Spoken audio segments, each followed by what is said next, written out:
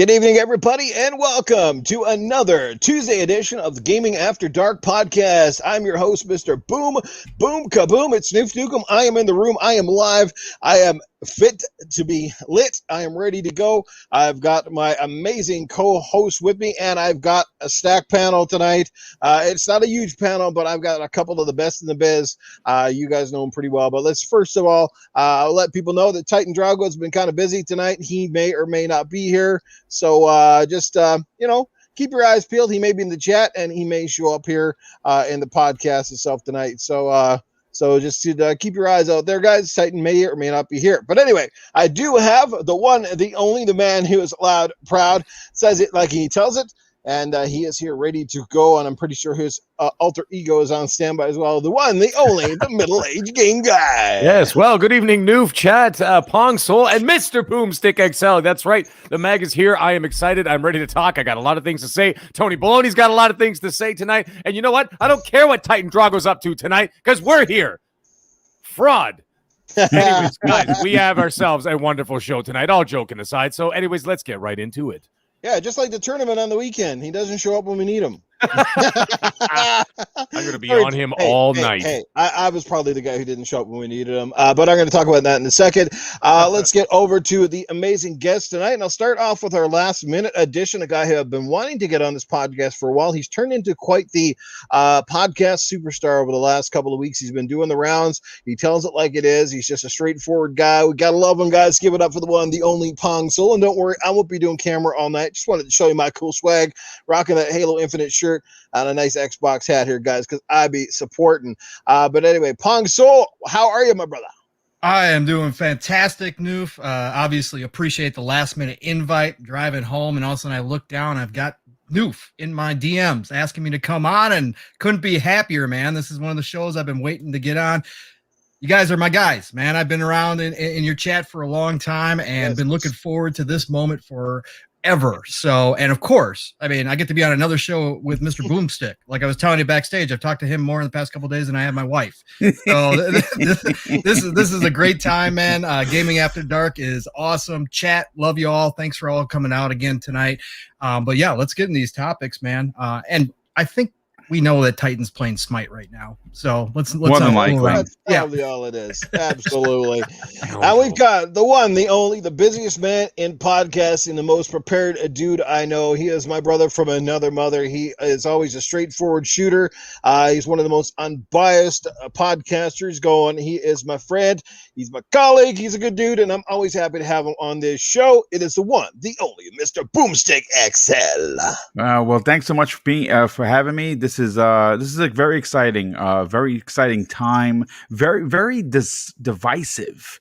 In the industry the last 24 hours. But I'm looking forward to tonight's show, and of course, I get to work with Noof. I get to work with, of course, middle-aged gamer guy, and I get to hang out with Pong Soul once again. I think it's the third time in 3 shows. It is.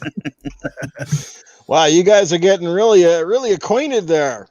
When's the first date? Yeah, right. I'm telling you. Shh, the wives might be listening. Let's catch up with the chat because we have got one of the best chats out there in the podcast game, no doubt about it. I know a lot of these guys in the podcast chat are a lot of the same people who frequent your channel, Boom. So that's always good. A lot of familiar faces. Let's start out with Doggy Dog 420. Draven Arrow is in the house. Casket Repair is hanging out with us. The one, the only Crispy Bob is here.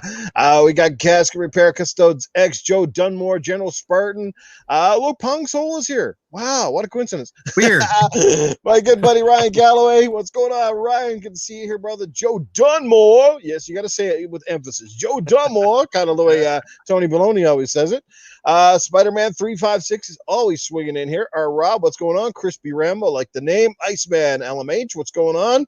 We got the Simp Army. James, the Ashton Lucas in the house. What's going on, Ashton? Happened to catch up with a little bit of Lucas' show earlier today. She was going off about the Bethesda deal and stuff, but I was at work, so I didn't get to hang out too long. Dunny Rat, our Rob. Yeah, baby, we got a stack panel. Toolman's in the house. We're ready to go.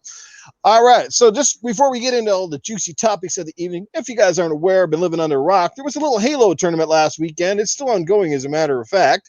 I know there were a few people in the community I think Pong, you might have even been one of them, who Absolutely. thought that myself, Mag, Titan, and Steel Rain would have been favorites to go far.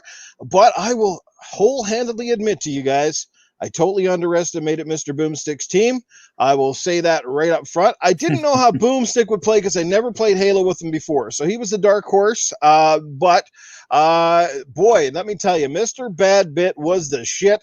Yeah, well, him. I mean, Tempest, Zemi. My God, I mean, I played Zemi. I knew he was pretty crafty. But man, I did not bring my game at all. This I was off, and I'm gonna blame part of it on Titan Drago. Mag, you know fucking why? Because he totally destroyed my confidence going in. Because me and Mag and Titan decided to do a little warm up practice before this whole tourney started, and I don't know. Mag was hosting. He's supposed to have this wicked connection.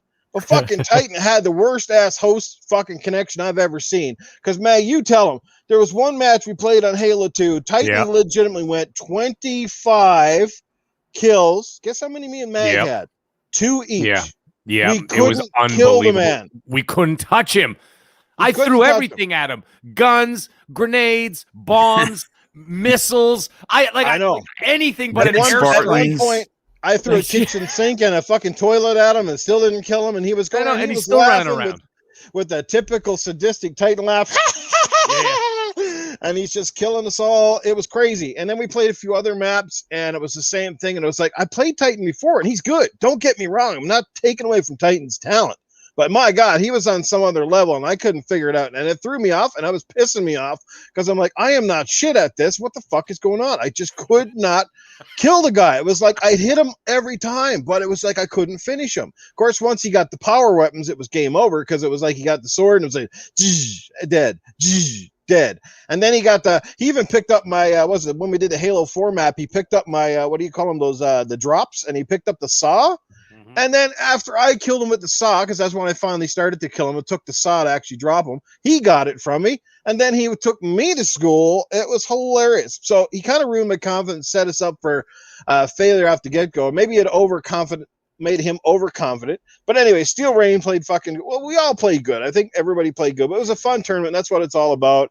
Boomstick's team was really good. I think the key for your team, Boom, is you guys really backed each up a lot better than I think our team did. You guys stuck a little closer and you used the range game to your advantage. And I think that was a big difference. I mean, most of the games were close. They weren't that far out, but you guys did pull out the wins at the end of the day. So congratulations to you guys. Well, I'll say this, and I said this live on the air today. Basically, what I was on that team was like the drunk uncle that came over that the rest of the family had to drive home, and he was just there. I mean, I had like 7, 8, 9 kills. I even had 10 kills one match. Yeah.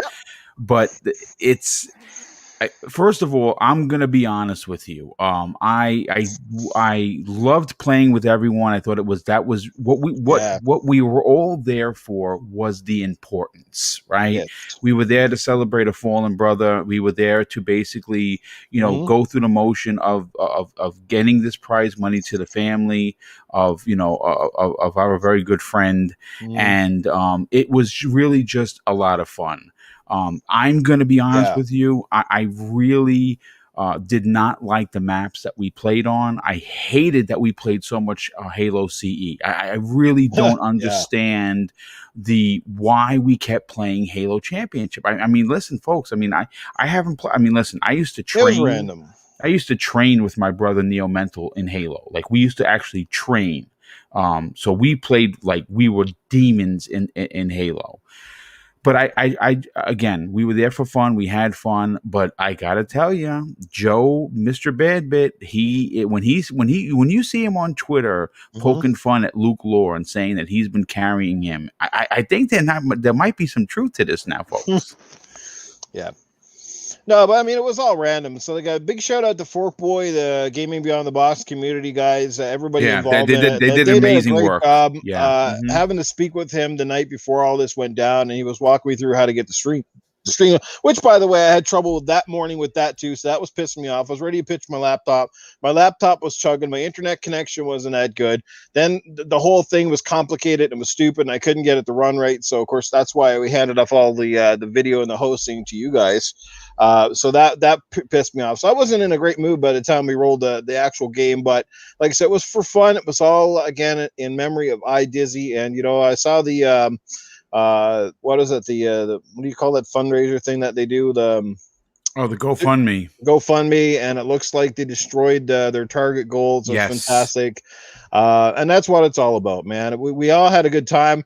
A lot of us were new, first time coming together over classic Halo. I mean, it doesn't get any better. It kind of reminds you of the old days, but obviously a lot of us were pretty, like I said, Halo CE was a rough game to jump into. Like, I don't know how many times me and Mag, when we were playing, we were half dying because you kept falling off the ledge, and then you don't realize that your fucking life is half gone if you do that, and then somebody shoots you with 2 bullets, and you're like, well, that was quick, and you're like, oh yeah, because I keep falling down. Yep. So let's get to a super chat real quick, and we got a great question, which we can address right away.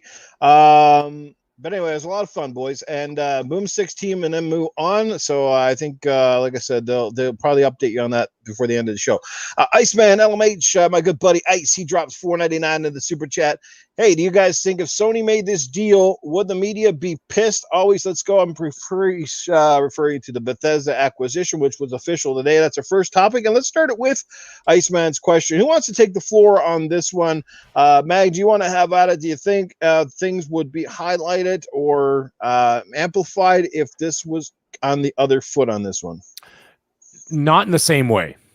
And what I mean by that is that I think it would be highlighted in a different way, where there would be a lot of chest pounding. Yes. You know what I mean? A lot of look at us, rah, we got everything now.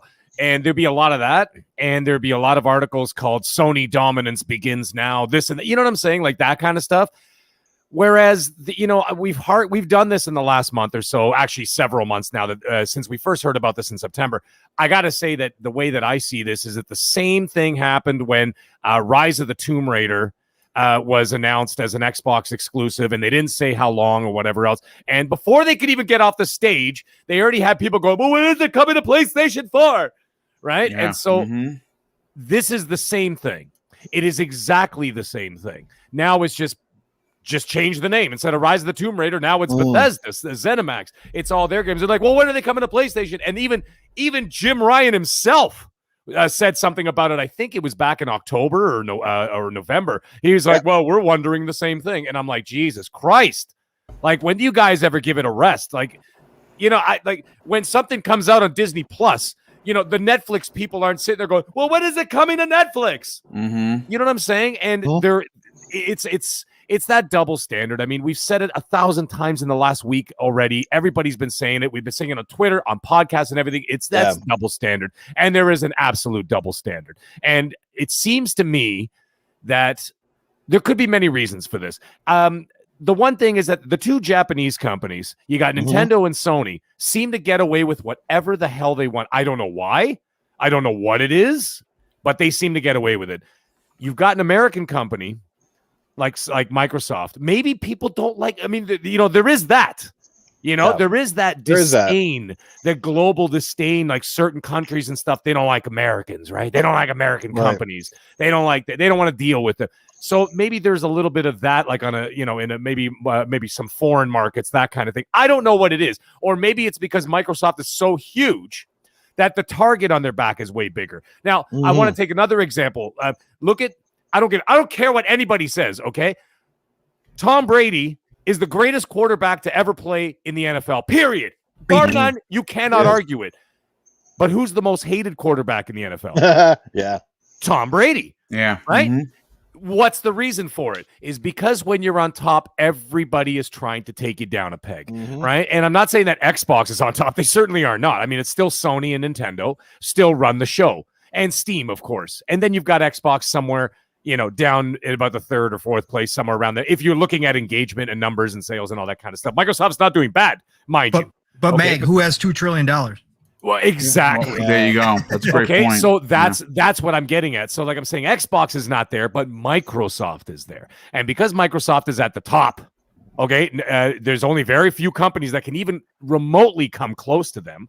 I think that's why the targets on their back is bigger. That's what I think. Trying to answer that question for you, I think that's what it is. So I think that they would be praising Sony in a different way. They almost seems, I don't know, does this sound crazy to you guys? But does it almost seem that for whatever reason, even though Sony leads the charge for generation, except, the 360 was a lot closer. But certainly the last generation, and then even the PS2 era and the PS1 era, they were doing very, very well. Now, why does it always seem to me like they're the underdog?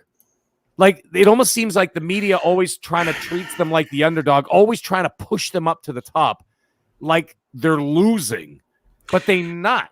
Like, I don't know. Do you guys get that vibe? I mean, look, there are a lot of reasons why this happens. You know, if you really want to put on the conspiracy hat, you know what I'm saying? I mean, we can go down a rabbit hole, and I'm okay with that, because if I sound like a nut, that's fine. The industry double standard again, I want to take Nintendo off the map. I want to take them off out of the conversation, because Nintendo kind of walks to their own beat, right? They drum their own beat, and they're just Nintendo, and we love them. You either love them or you hate them. I love them. People hate them. I get you. But when you talk about Microsoft, you talk about Sony, one of the things that's perplexing is this. Like, for instance, when this deal was announced on September 21st, you had high profile. I mean, we're talking the highest of the highest profile, personalities. Like, for instance, Alana Pierce and a lot of people from IGN and GameSpot, and everyone started to rally to say, this is bad for gaming. This is not right. The gamers are going to suffer because of this. This is a monopoly, right? But why I have a real issue with a lot of things that are going on in the industry is, let's just take Sony for a second, right? Sony locks up Final Fantasy VII for a year, and they get and the deal is so clad tight that Square Enix can't even say legally that it's eventually going to come to Xbox, right? And I'm seeing advertisements for the PlayStation 5 version, still no word of Xbox, right? When that's coming out. It's supposed to be this year, but we don't know when. They locked down Final Fantasy 16 for 2 years. They locked down another big Square RPG for 2 years. Mm-hmm. They went out of their way, and we have this on multiple sources. They tried to get Starfield as not a timed exclusive, like a straight up PlayStation 5 only exclusive. And the only reason why that was stopped is because, of course, like I said today, Microsoft bought the farm and just not the cow, right? No one in the industry dares say anything about that. What do you get? Well, if you want to play Final Fantasy VII, you gotta buy a PlayStation. Now, I own a PlayStation, so I bought Final Fantasy VII. I wasn't waiting. But if it's Microsoft, it's bad for business. It's bad for the industry. It's not fair. They shouldn't make these games, exclusive, because, the gaming community is going to suffer. The same way Jim Ryan gets out there and says, hey, listen, we are making our PlayStation for our customers and our consumers. And if you're a PlayStation gamer, you're number one. Whereas Microsoft sometimes, I mean, they do a lot of great things, but like I said, I don't know. I mean, like on today's show, we had almost 700 people there. It was an insane show. Like, guests were coming up left and right. We had Gaz from Game On Daily. Obviously, Pong Soul was there. Everborn jumped in for a hot second. A lot of people brought up some really incredible points, like maybe there's some legal issue that they can't logistically say why everything isn't exclusive. I honestly don't know, but I will say that there is a blatant industry double standard when it comes to Sony doing their thing. No one challenges them, but as soon as Microsoft does something, they slap the hand. It's very frustrating. Yeah, you know what? Can I piggyback off something you just said there, Boom? There's one thing that here's another thing. Here's another example. You remember the Kinect and the Kinect 2.0, and we all know that, there was a bit of a disaster by, forcing it into the box of the Xbox One and adding that $100 cost to the initial purchase of the console. I know that was bad for business. That didn't make any sense. But the ridicule of Kinect after when they were able to sell it separately was going on for years and years and years. And it's still, if someone brings it up now, it's still considered the laughing stock of the industry, this and that. It was so bad. It was the worst thing, one of the worst things in gaming, this and that. However, the Xbox Kinect outsold the PSVR and Nintendo Labo combined. Yeah. And that's a fact. And so what's the laughing stock now? That you have to put a big fucking cardboard box on your head so you can play some ridiculous Nintendo game, and everybody's sitting there going, that's fantastic. It's fantastic. And nobody bought the goddamn thing except for Mooch. I think he's the only guy I know that bought one.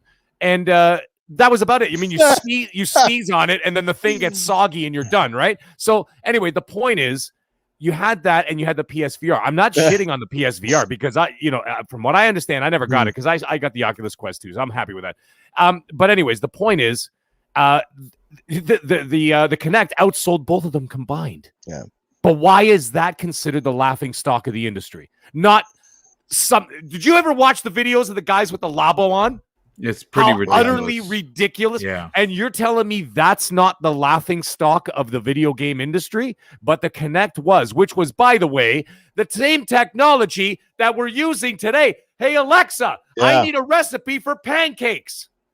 Yep. You know what I'm saying? Man. So what the hell is what is it? So all these ERs using the hand tracking. Who was doing the hand tracking? Exactly. Kinect. Well, look at now. Oculus Quest 2 now has hand tracking. You don't even need to hold the controllers anymore. Voice you can actually just use your virtual hands. And, well, there you go. Who created all this tech? But that's the laughing stock of the industry. So obviously there is something, maybe it's an unspoken thing that nobody really knows about. I don't know. I really don't know where it comes from, but I have my suspicions. But I think there is a deep-rooted dislike for Microsoft for whatever reason. Maybe it started all the way back in the 90s when they monopolized the Windows thing, right? Remember, everything had to be through Windows. They even went to Supreme Court for that. You remember that? Right. And then Bill Gates said that thing, which was really funny, by the way. He's like, so what if you buy a case of Coke? Does Pepsi have to have 2 cans in there? Or are you buying a 24-pack of Coke? Right? You know what I'm saying? Like that kind of stuff. So it was making sense, but maybe the disdain started back then. I don't know. But I just wanted to give another example. Sorry, Boom. I didn't want to. No, not at all. I mean, no. It's. Listen, look. At the end of the day, we are going to see what they're going to do. Like I said, we were just talking in the green room, and Pong and I both agreed that I think the real first line in the sand is going to come in the form of Starfield, and I believe Starfield is going to be exclusive.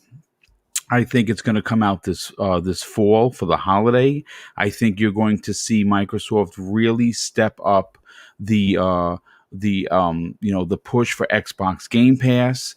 I think you're going to see the console sales increase in a factor that they didn't potentially anticipate. I think the S is going to sell because I actually said this months and months ago, and you guys can go check my old podcast out. This generation is going to be the first generation where, last generation, it was someone had a Switch and a PlayStation. Someone had a Switch and an Xbox, where I think this generation, all of the PlayStation players, not everybody, not 110 million of them, a good portion there's going to come a point where Xbox Game Pass is not going to be able to be ignored.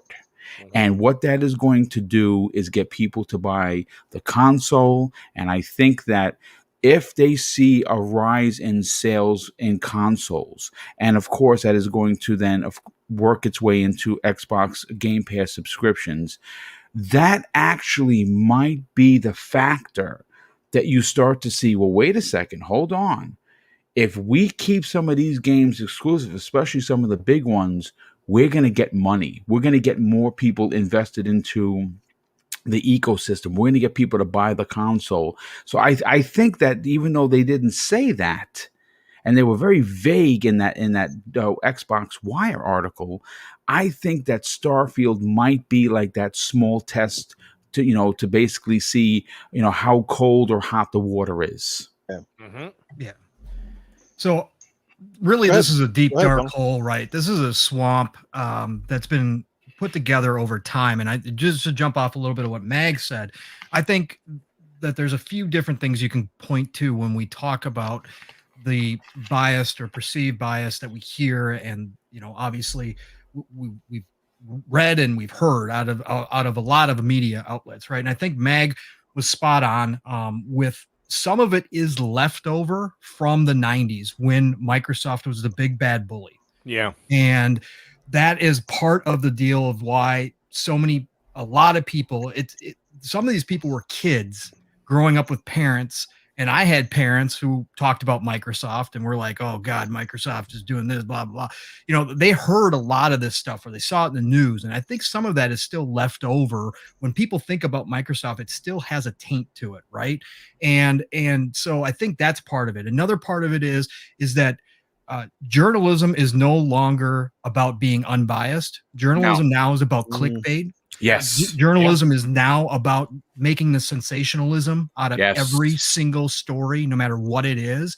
And so now the journalists and the media personalities coming up into this industry are now told basically you don't have to hide your opinion. You don't have to write neutral. You don't have to talk neutral. You can let your preferred, whatever it may be. It doesn't matter what we're talking about, but you can let, it could be Wendy's versus Burger King article. Yeah. You can let that preferred, whichever one you prefer, out while you're doing this. And so these people don't even attempt to be neutral anymore, or even if they are trying to come across as semi-neutral, they don't have those stop gaps in their brains anymore to stop themselves from saying, or even like using a tone when they're speaking about things, right? Keeley is always accused of that, whether he, if he has the same amount of excitement for Xbox announcements as he does for PlayStation announcements, right? And sometimes it's just unconscious. And I think that's a part of the problem now when you're talking about media in general, that has come about over the past probably 10, 15 years, right? We've seen a shift. And now with social media and the internet being so huge in everybody's lives and the numbers, they get paid based upon those clicks and about how many people, jump into your article or listen to your video. That's what people want to, unfortunately, people are drawn to the bad side of things. People are drawn to the car accidents, right? They want to hear the negative. And I think that's where a lot of it is. And then we also have to be honest, like, Boom was just alluding to, and that we talked about on his show today. Some of this is self-inflicted. And some of it is because Microsoft has not made that distinction about what it means to be exclusive to the Xbox ecosystem with their content. They have not drawn that line in the sand when it comes to it. And that's why a lot of us, again, I'll state this, we're going to talk about it more, but with how they presented it today in the blog post, it was still unclear whatever the PR spin that they wrote was unclear. And that's what frustrates a lot of us. Again, at the end of the day, personally, I don't care. I get all of these games day one in Game Pass. I could care less. I'm a happy camper. Yeah. But if you're looking at it from a business standpoint and you're talking about business philosophy, you can look at it from a couple different ways. And I can hear all the arguments, but Microsoft refuses for whatever reason to take that strong stand, because if they, again, as we all know, if this was Sony, if this was Nintendo, there'd be no questions. Why? Because they have established that for decades in their console ecosystem, that this is how we do business. And if you want to come get our games, guess what? You're buying one of our consoles, you're buying into our ecosystem, and you're going to play your games here, period. End of story. That's it. And Microsoft has yet to do that. And until they do, these questions will continue. People will continue to sit on the internet and question, well, why is Microsoft doing this? What is Microsoft going to do? What is this? What is that? Perfect example was the example that was brought up about Tomb Raider when they did it, when they money-hatted Tomb Raider, even though Sony's been money-hatting forever, right? They, again, Sega had self-inflicted wounds, but Sony's money-hatting was a downfall of Dreamcast, or at least partial to it, right? And nobody ever questioned it back then. But now that it's a big deal here, Microsoft decides to do something just like the rest of the competition does. Everybody's complaining they don't have any games. Back then, they didn't have a whole lot of studios. They money-hatted Tomb Raider, and they instantly got attacked. Before they left the stage, they got attacked because they did not establish that strong statement that, hey, no, this is ours. We paid for it. You want to play Tomb Raider? You love Lara Croft. We love her too. Guess what? Come over and buy. Come over and buy an Xbox, period. And not talk about it again. As Meg always likes to say, Sony is great at shutting up and not talking about things until they are ready to talk about things. Now, here's that's how you do it. Now, I want to ask you something, Paul. Sorry, go ahead, Noob. As I said, just before you jump in there, Meg, I just want to catch up with the super chats before they scroll on by. Everborn Saga is in the house. What's going on, brother? He drops $1.99. This is what's up, fellas. Thanks, Everborn. Greatly appreciated. And if I scroll down a little further, we got X Burke, who might be a first timer here at the podcast. So welcome, X Burke, to the podcast. He drops Canadian $10, which is worth about 75 cents US. Just kidding. Appreciate it, man. Microsoft could keep their current message of creating more ways to play with one additional point, Game Pass or full price. Your choice. Drill that over and over while avoiding enemies along the way. And he's definitely got a point, which I'll touch on when I have my moment to say my 2 cents. But go ahead, Mac. No, I was just going to piggyback off something that Pong Soul was saying, that they seem very tepid. You know what I mean? They're like there's a lot of trepidation in their announcements, the way they do things. Now, I understand there's a lot of legalities behind a lot of these things. Like, for example, I was watching Rand's video today, and he was talking about, it says, like Phil has to say something. He has to say things like some, right? That was the big word today, right? Quote, some. And you have to. Because then all of a sudden, when you get a game like Elder Scrolls Online and it's multiplat, or let's say one of the other Bethesda studios releases some other kind of free-to-play MMO or something down the line, even if it's 4 or 5 years, you know that somebody is going to come crawling out of the walls and go, you said everything was staying on Xbox, right? So then that creates a whole other shitstorm or whatever. So even the smallest little title, he still has to use the word some. And that's where, where people have to kind of just take it as it is, you know what I mean? And just like say, okay, let's just see what they're going to do. It's frustrating as, fans and whatever else to see what's coming or what's not coming to who knows what and where. Yeah. But there is one constant, and the constant is if you're already in the Xbox ecosystem or the PC system or ecosystem, or you have Game Pass, we're getting them no matter what. Now, the only ones are the people who strictly use, let's say, a PS4 or a PS5. Those are the ones that are sort of in limbo, like Everborn was saying earlier today. And anyway, the other thing is the reason why I wanted to jump in on Pong Soul is their trepidation. It's very unusual because there is one thing, and it's a reputation, especially with a lot of big American companies. They're not shy. They're big, they're brash, they're in your face, and they mean business. You know what I mean? And they get out there and they're like, this is what we're doing. This is what's going on. You know what I mean? Like that. It's the American bravado, as I like to say. They're right there. There's no fear. They just go in there, guns blazing, cutthroat, get her done, make billions. And they just seem like they're that, you know what I mean? Like they're this tiger. You remember that movie Swingers? Anybody remember that movie Swingers from the 90s? It's like you're the tiger, and there's the little bunny in the corner, and you got these big fucking claws, and there's the little bunny, and all you got to do is kill the bunny, but you're looking at the big claws, and you don't know how to kill the bunny. And that's kind of what they are. Like they're this big monster machine, and they seem so indecisive. Yeah, and they're just like they're afraid to say something, and it's really unusual. Where you've got Sony, who is clearly financially the underdog, right? Yeah, but 100%. financially the underdog. Let's not mince words Yeah. here. They're the top of the game in the gaming industry. I don't care what anybody says, because they're making games that make me laugh, make me cry, and make me want to leave work early because I want to find out what happens next. They're getting to me emotionally, these games, right? Yeah. So they're at the top of their game, but Sony's got balls. They don't give a shit. They're coming out there and they're like, they remind me of Little Mac. Okay, like Little Mac from what's it called? They're from Punch Out. Okay, he's beating the shit out of King Hippo, and he's like, and he's just doing his thing, and that's exactly what they're doing, right? And it seems like Microsoft, they just spent $7.5 billion, and I said this last night on Boom Show on Primetime Gaming. Okay, do you realize that this acquisition is almost off by about $500 million? Is the same as when Disney bought Star Wars and Marvel combined. Yeah. This is how big of a deal it is. When you've got a deal this big, the eyes of the tech world are on you, and they didn't say a word. They did, but not really. You know what I'm saying? And it just seems like, what are you guys doing? You guys have the slam dunk, and then you stopped right before you went to the basket. Swing that stick. It just seems odd to me. That's all. Sorry, I didn't want to interrupt. Go ahead, brother. We got some super chats coming in again. Woo! DJ Birdo drops $5. He says, "Boom, boom, kaboom! Gaming after dark with Mr. Boomstick XL." Got a ring to it, doesn't it? Lots of boom in here tonight. We have got Phantom Kraken drops $2. Thanks a lot, Phantom. He says, "Have a great show, guys. Pong and Boomstick."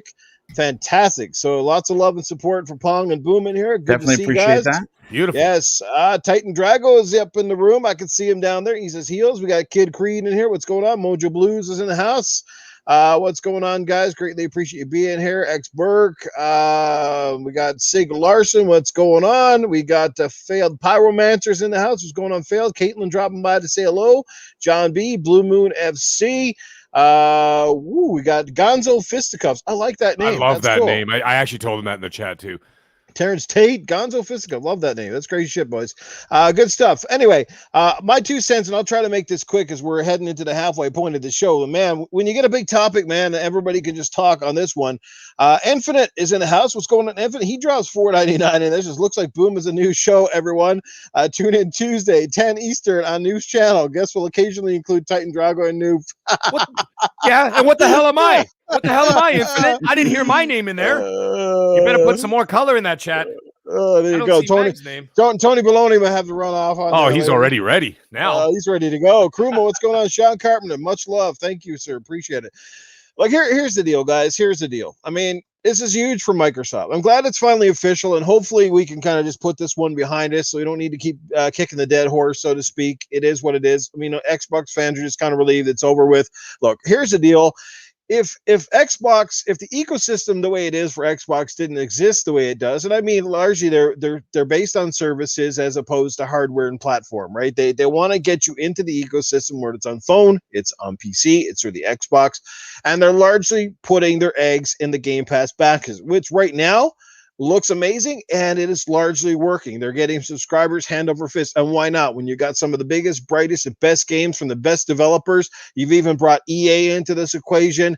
It's a win-win scenario. It's great for gamers all around. I know guys are like, what's Noob saying? Isn't he the Game Pass hater? Because everybody just wants to think that they don't listen to me. I never said I hate Game Pass. But anyway, I don't want to go into that area because you know what I get like. But anyway, here's the deal, right? So it's a total win-win for Microsoft. It's a win overall for gamers. Now, if you happen to be exclusive to the Xbox platform, you play on an Xbox or a PC, this is just huge news. It's another boon for you, right? They bolstered their developers, they're going to bolster their games, and they're going to need it. If they are serious about Game Pass, and it obviously looks like they are, this was a huge deal for them. I said, if Game Pass did not exist, if Microsoft was still operating in the traditional mantra as sort of PlayStation sort of continues to do, I don't think this deal would have even happened. I really don't. I don't think they would have went out and snapped them up. They might have got some smaller devs, but I think this was one that was too large to ignore. You get instant credibility. You get games that are beloved across any platform because people love Bethesda games, so lots of people do. Everybody has their thought on that as well, but overall, I think the consensus is that people love. I mean, Skyrim is used. Skyrim alone pretty much sells the Bethesda brand to gamers all over the world. I mean, who didn't buy Skyrim? I'm pretty sure Skyrim's almost sold as many copies as freaking GTA. So it's instant credibility, lots of studios ready to go, and it means tons of content to come for a very, very long time. And of course, for Bethesda, the win for those guys is they instantaneously now get bigger publishing, bigger marketing, and access to some of the biggest resources in the world. Servers, you name it, tech, consultation, they're part of that big Microsoft umbrella now. So if they need something done or if they struggle, and the thing is now, I think for Bethesda, the other side of the coin is they can take a few more risks. They can take a few more gambles with certain types of games because, again, Game Pass really allows that for developers where every game doesn't have to come out and be an instant hit or doesn't have to be a 95 Metacritic to be successful. Every game can find an audience through Game Pass, right? Whether you like it or not is irrelevant. Some people will like it. And like a game like we take Bleeding Edge, right? Bleeding Edge on its own probably wouldn't have been, that great of a game, or probably wouldn't have sold that great a game at, say, an $80 investment for a lot of gamers out there, right? But under Game Pass, nobody really complains. You get to play the game. You get to play it. Ninja Theory, gets a chance to gamble a little bit with the kind of games they want to play. Again, that was a passion project. It wasn't a full-fledged game, but people went out and played it. Some people liked it. Some people didn't. But what? No harm, no foul. That's the thing. It's not a big investment. If you're dropping $12-15 a month and some of these games you don't like, cool. Like your wallet is not hurting for it. So I think it's a great thing overall. Now here's the thing, right? And this is, like I said, it could be smart. I think they're saying some games, which is, it's like, again, it's that whole legality kind of thing. And I don't think Microsoft wants to shoot themselves in the foot and say everything's exclusive. As Mag alluded to, service-based games like the Elder Scrolls Online, those have large audiences. You can't pull them away from those audiences and say, well, now the only way you're going to continue to play this game is if you have a PC or an Xbox. And if you don't, well, too bad, guys, your money's in the toilet. No. We're still talking to Simp Army about it. We're going to end this here real quick. But like I said, it's total win-win for Microsoft because either which way, if they do keep the majority of those games exclusive, they will entice more gamers to jump on either a PC, a phone, an Xbox, wherever it might be, and invest in the Game Pass ecosystem. Most likely, that's what'll happen, as opposed to old fossils like me that'll drop $70 on the one game. So they'll get people in the ecosystem. If they do the timed exclusive stuff, which could also work for them, is that PlayStation guys who are just dead set against going and buying an Xbox, or perhaps they don't have that PC, they probably will pick up the game eventually and they'll pay the full price for it. So that's one of those things that they have to be willing to take, right? So I think a large portion of us, and I'm probably one of those guys, and disagree with me if I'm wrong, but I think part of us, for some of us Xbox centric guys, we kind of like to see them do the exclusives simply because what have we listened to for the past 2 or 3 years, guys, as being primary Xbox fans? What do you hear over and over? Xbox got no games, and Xbox got no exclusives. I mean, you get fucking tired of that. As much as, it really means nothing, you do get tired of a fan base fucking constantly pouting that in your ears all the time. So you're kind of like, you know what? Take that and shut up. You know what I mean? Like, now we got exclusives to PC or Xbox, and you're not fooling us, guys. Not everybody that owns a PS4 or PS5's got a $1,500, $2,000 super rig in their friggin' apartment or whatever, like they said. Because obviously, if you had a super rig, you wouldn't even be complaining because you'd be like, who cares? I'm going to play the game on my computer. Am I right? Yeah. Probably. So that's what I think. And I'm going to miss the super chat here. 3 of them, catch up with these guys. 3 of them, yeah. Terrence Tate dropping $5 in the super chat. Thanks, Terrence Tate. Viper XT dropping a $10 Canadian. The one thing they did clear up at least is there will be exclusives for the Xbox ecosystem, correct?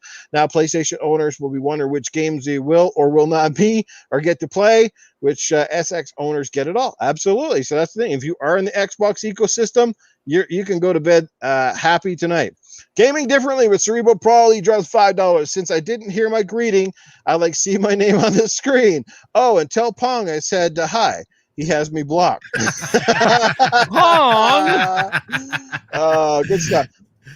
I don't want to go on too long, guys, on this. Like, it is what it is. I said in one of my tweets earlier tonight too. Look, if you're a PlayStation centric fan, and that's all you ever intend to play on. Look, Sony's not going to live and die by Bethesda. Like, they're going to be just fine with or without them. Better with them, but even without them, Sony has enough. They will have enough deals. They'll probably just spend money on more content deals, and of course, their own first-party titles are outstanding, and nobody can deny that from them. There are very few people that can really turn around and bicker about their titles unless you just dead set hate Sony, because honestly, they've just got amazing games. I think we can all agree on this panel that Sony's been killing it the last few years, and this is the only area left that Microsoft has yet to answer. It's not the hardware, it's not in their studios, it's coming down to who can make games that really turn your head, that really get the industry talking, right? So yeah, so there you go. So like I said, this is cool stuff. I'm glad that it's kind of out of the way. Again, we'll have to wait and see how it plays out, but Mojo Blue, stop it, Noof. All the ponies have super PC rigs. Look, man, like it's all good. Just play your games. That's the thing. And I was going to say, my last thought about all of this, it all comes down to perception. Right? The whole industry is driven by perception, and more so than it's ever been in our life, because, we're YouTubers and content creators and the media, and everybody drives their own narrative. Everybody kind of drives a certain audience, you know what I mean? Like by what you say, and people that don't agree with what you say, they don't watch your show. And just because, you're not speaking their language, so to speak, the ones who come over and don't like it, they're usually the trolls. They'll come over and let you know, hey, you're full of shit. But it's all perception. Like Xbox got no games, or Sony makes walking simulators, and Nintendo, is a kid's toy. And every company has stigmas and things like that, and that continues to go around. I think Microsoft still largely is looked at as, while they might not be selling the most consoles, they're largely still looked at as one of the most successful companies. They're largely looked at as Microsoft can't create their own success, so they buy it, which is a load of crock, because they have created tons of things on their own. But that's the perception, so quickly we're getting rid of the no games narrative. Quickly we're getting rid of the whole no studios. Quickly we're getting rid of all those. So eventually the games are going to come. They will come. And the ball is in the developer's court now to make stuff that looks, runs, plays, and lights a fire under people, and under the industry, right? So it's in their court. My only concern is, no matter how good Xbox games are, will they ever be on a pedestal or a plateau? I'm not sure they ever will, to be honest with you. I'm really not sure, because Gears 5 was phenomenal. It was better than most games that came out last year, and yet it still got tons of hate. It did everything right. It had the most content you could have wished for: multiplayer, co-op, campaign, graphics amazing, and yet somehow it just never hits that 9 or 9.4. It's got to be that 8 or 8. Like, Gears is good, but it's always that but in those conversations, right? So I'm really getting tired of the but. What is wrong with Gears? There's nothing. Some guys are just dead set against it. Gears is a phenomenal franchise that continues to strive. Hivebusters was an amazing DLC. If you don't think that was one of the best looking games you've ever seen, then you guys need to really go get your friggin' eyes checked. You might have you might have been in the pool too long, and you might have a little case of pink eye on the go there. So, yeah. But anyway, enough of that, because I'm rambling on. It's 8:48. Jump in and God forbid, Noof, just think about this. I don't want to even say it, but God forbid they let one of these go multi-plat, and that becomes Game of the Year. Yep. And it's multi-plat, and they could have kept it exclusive. Can you imagine the firestorm? Oh, bro. Yeah, absolutely. I'm just wondering now the kind of hate that Bethesda's games are going to come under now, where they're under the banner of Xbox. So if they were hated before, holy fuck, now they better look out. Yeah, exactly. It's going to come. They're going to get that Xbox hate train up even more so. Because look at Hellblade is a shining example. Hellblade came out. Oh, Hellblade's amazing. It looks amazing. One of the best PlayStation games this gen. And the moment it touched the Xbox, Ninja Theory sucks. They're washed up. They can't make no good games. Hellblade sucks. It's an overrated game. I don't like the combat. That fucking sucks. That's like you were saying it was good before. Now it sucks. So which is it? I don't know, man. But anyway. Gears 5 didn't feel like Gears, Mega Bad Seed. I don't know. It felt like plenty of Gears to me. Some people say that's what's wrong with the franchise. It feels like Gears. Well, what's it supposed to fucking feel like? Sex feels like sex to me. That never changed. Come on. Right? It's good or it's bad. Hey, Dirk Riggity's in the chat, dropping $5. What's up, Noof, Mag, Pong, and Boom? Woo! All right, we rolling, boys. All right, let's Yep. get into it here. One more topic, then we'll bring in Arnold here. Let's get down to it. I kind of screwed up my notes here. Where are we at, boys? Where are we at here? Any final thoughts on that, though, or are we pretty good? We can move the boat. Yeah, I think we can move on. All right. Well, let's just quickly talk about this one real quick. Nintendo Switch Pro is pretty much all but confirmed. I think a few sources basically leaked that it does exist. I'm not entirely surprised. I'm pretty sure nobody on this panel is surprised. So what I'm going to say, now I'm burping this week. It was farting last week. Noof. Ah, jeez, coming out both ends. I think my underwear is still damp from that fart last week. That was epic. I start calling you Noof Gassum. Oh my God. Let's start with Mr. Boomstick XL. Like I said, he makes no bones that he loves. You know what, guys? Everybody on this panel, I think most people do love Nintendo. I think just some of us have kind of you kind of wish Nintendo was a little bit more like the other guys, and at the same time, you kind of applaud what they do. But anyway, Switch Pro estimated to probably be running at 4K docked, possibly still 720 outside, but it should have a better screen resolution, I would imagine, and hopefully better battery life. I've heard it's supposed to have potentially a 7-inch screen.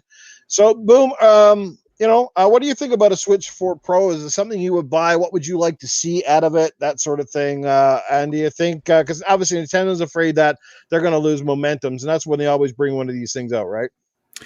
I mean, listen, look, I bought a Switch last month. I bought this, the Mario edition. Did I really need it? No, but I had the original OG launch Switch, and I figured, what the hell? I would buy a Switch Pro. I think that the industry, I think Nintendo needs one. I mean, especially when you look at something like Apex Legends that's just releasing. That thing runs at 526p when it's undocked at 30 frames per second. I mean, 30 frames per second, I think some refrigerators could do better. So, Yeah. Again, nothing against my Switch. I have 70 games. I have 70 games for the Switch. So, I mean, I'm a fan. But I would be very interested in buying one. I think you're right. I think it's all but confirmed. I think what they're going to do, and it's smart. I mean, this is such a Nintendo thing. We just had the Direct. I walked away from it very ho-hum. But what they didn't talk about was Breath of the Wild 2. And I think what we're going to get here, and I think, once again, this is just so typical Nintendo. They're going to release the Switch Pro or whatever it's going to be called this holiday, and they're going to launch it with Breath of the Wild 2. And the reason why I think that is because Breath of the Wild 1, if you guys remember, and only Nintendo's been able to pull this off. Both Sony and Microsoft have never even come close. They actually sold more copies of the game than they did the console. Yep. And when you look at how many titles for Nintendo are nearly 1-to-1, it's insane. Like Animal Crossing is nearly 1-to-1. Super Smash Brothers Ultimate, nearly 1-to-1. Mario Kart, nearly 1-to-1. Mario Odyssey, nearly 1-to-1. And they have millions upon millions of consoles. I mean, it's Nintendo. They are the Walt Disney of gaming. And everyone loves them, whether you're 50 like me or you're 5. And listen, again, I would love new hardware that's capable. I don't know, you're not going to get Series X and PS5 power, right, but you're probably going to get at least close to a Series S in power. And I would be the first one lining up to get one. Sure. What features would you like to see in a new Switch Pro? I mean, obviously, what are some of the drawbacks with the current model that you have? I just think it's like a lot of people play it undocked, and when you're playing it on a small screen, it looks fabulous. Sometimes when it's on a bigger screen, and I have a 65-inch bells and whistles TV, it doesn't always look great, right? But it also doesn't look bad. I would love a nice, solid, strong, 4K picture of Nintendo games. That's what I would really appreciate. again, for me, the docking thing of having a 7-inch screen, that's great if you play it undocked. I normally don't.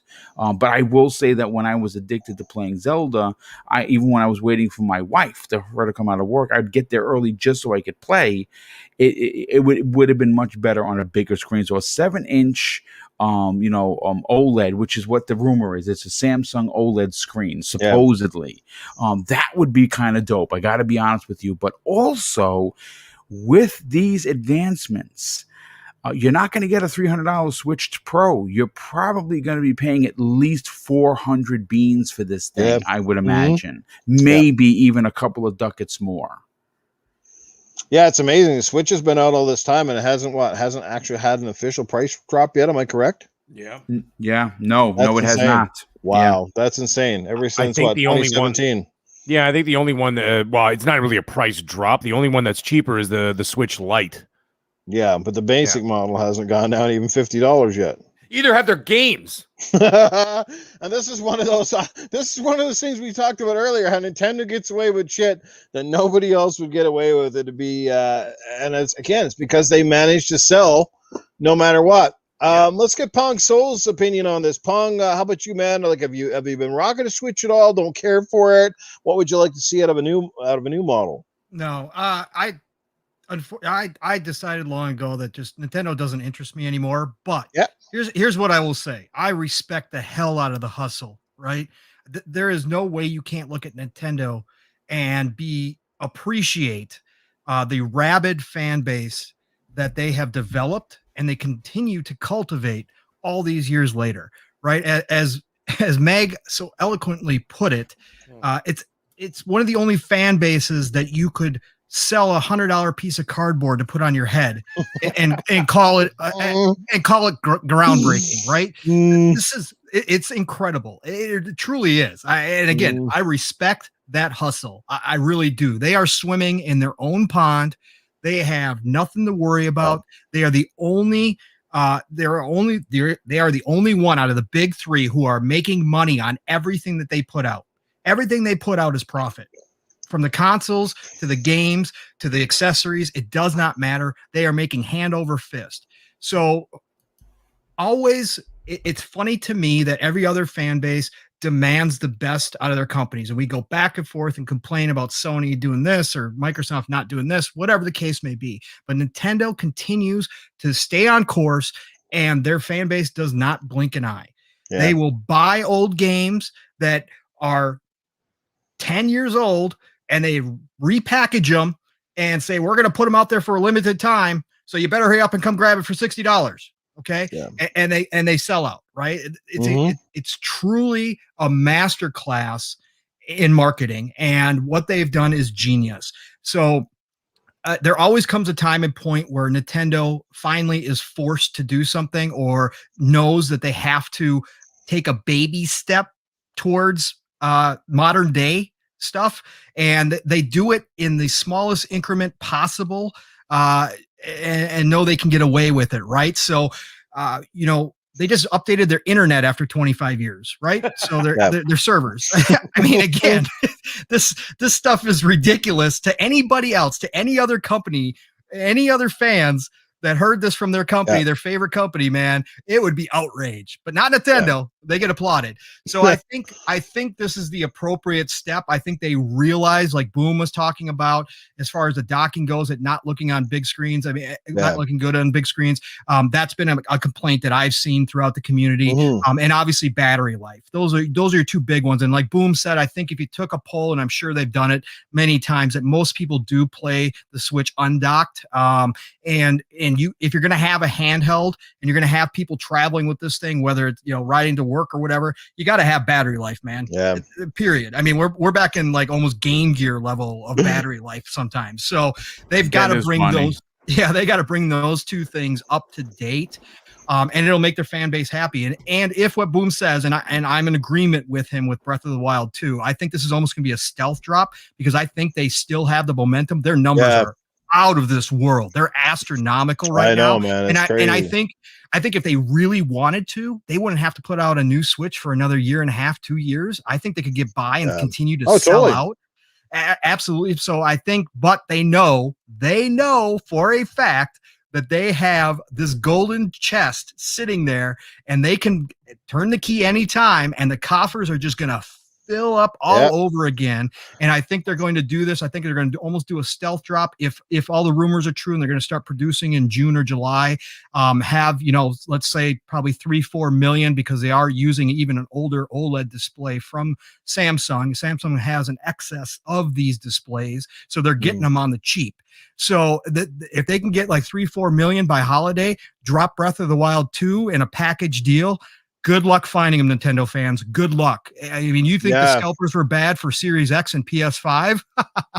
Just wait. The prices are going to be astronomical for this thing. But I think it's a good idea. I mean, I from their standpoint, they should do it, and I'm glad they're doing it. Their boardroom meetings must be really interesting. And they sit down and go over the statistics, and they're all sitting around that big old table, and they probably sit there laughing for the first fucking 15 minutes, like, all these fucking lighting their cigars with $100 bills. They're like, let's do a statistic demographic. They're like, our old Nintendo audience is gullible because they love nostalgia. They will buy anything. Our young Nintendo audience, they're stupid. They will buy anything. Our next project, so cardboard is a paper bag with shit in it and a logo of Zelda on the front. They will buy it at $20 a pop. Can you imagine that presentation? I got a great idea. Cardboard accessories. We're going to sell it. It's going to be amazing. Oh my God. They're all like, yes, genius, do it. Well, clearly it happened.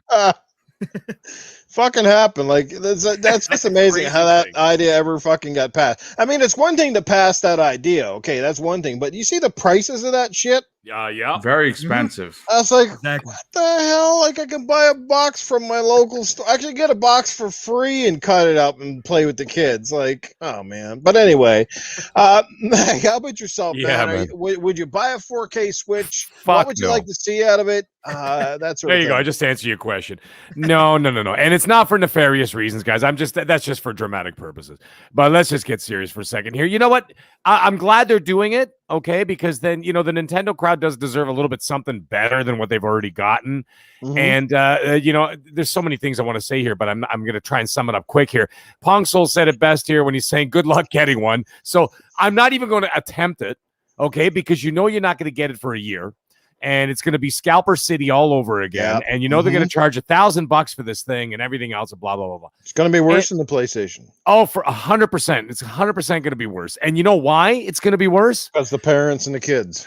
Well, the parents and the kids, hold on. And there's another reason. Because by that point, the Xbox Series X, S, and the PS5 will have already run its course, because they should have the stock available by midsummer, I guess, like that, where you'll be able to actually walk into a store and get one, or in the fall. So all of that's going to be exhausted by that point, or not all of it, but a lot of it. So they've already been out a year. So Nintendo's going to be sitting there with a launch all by itself.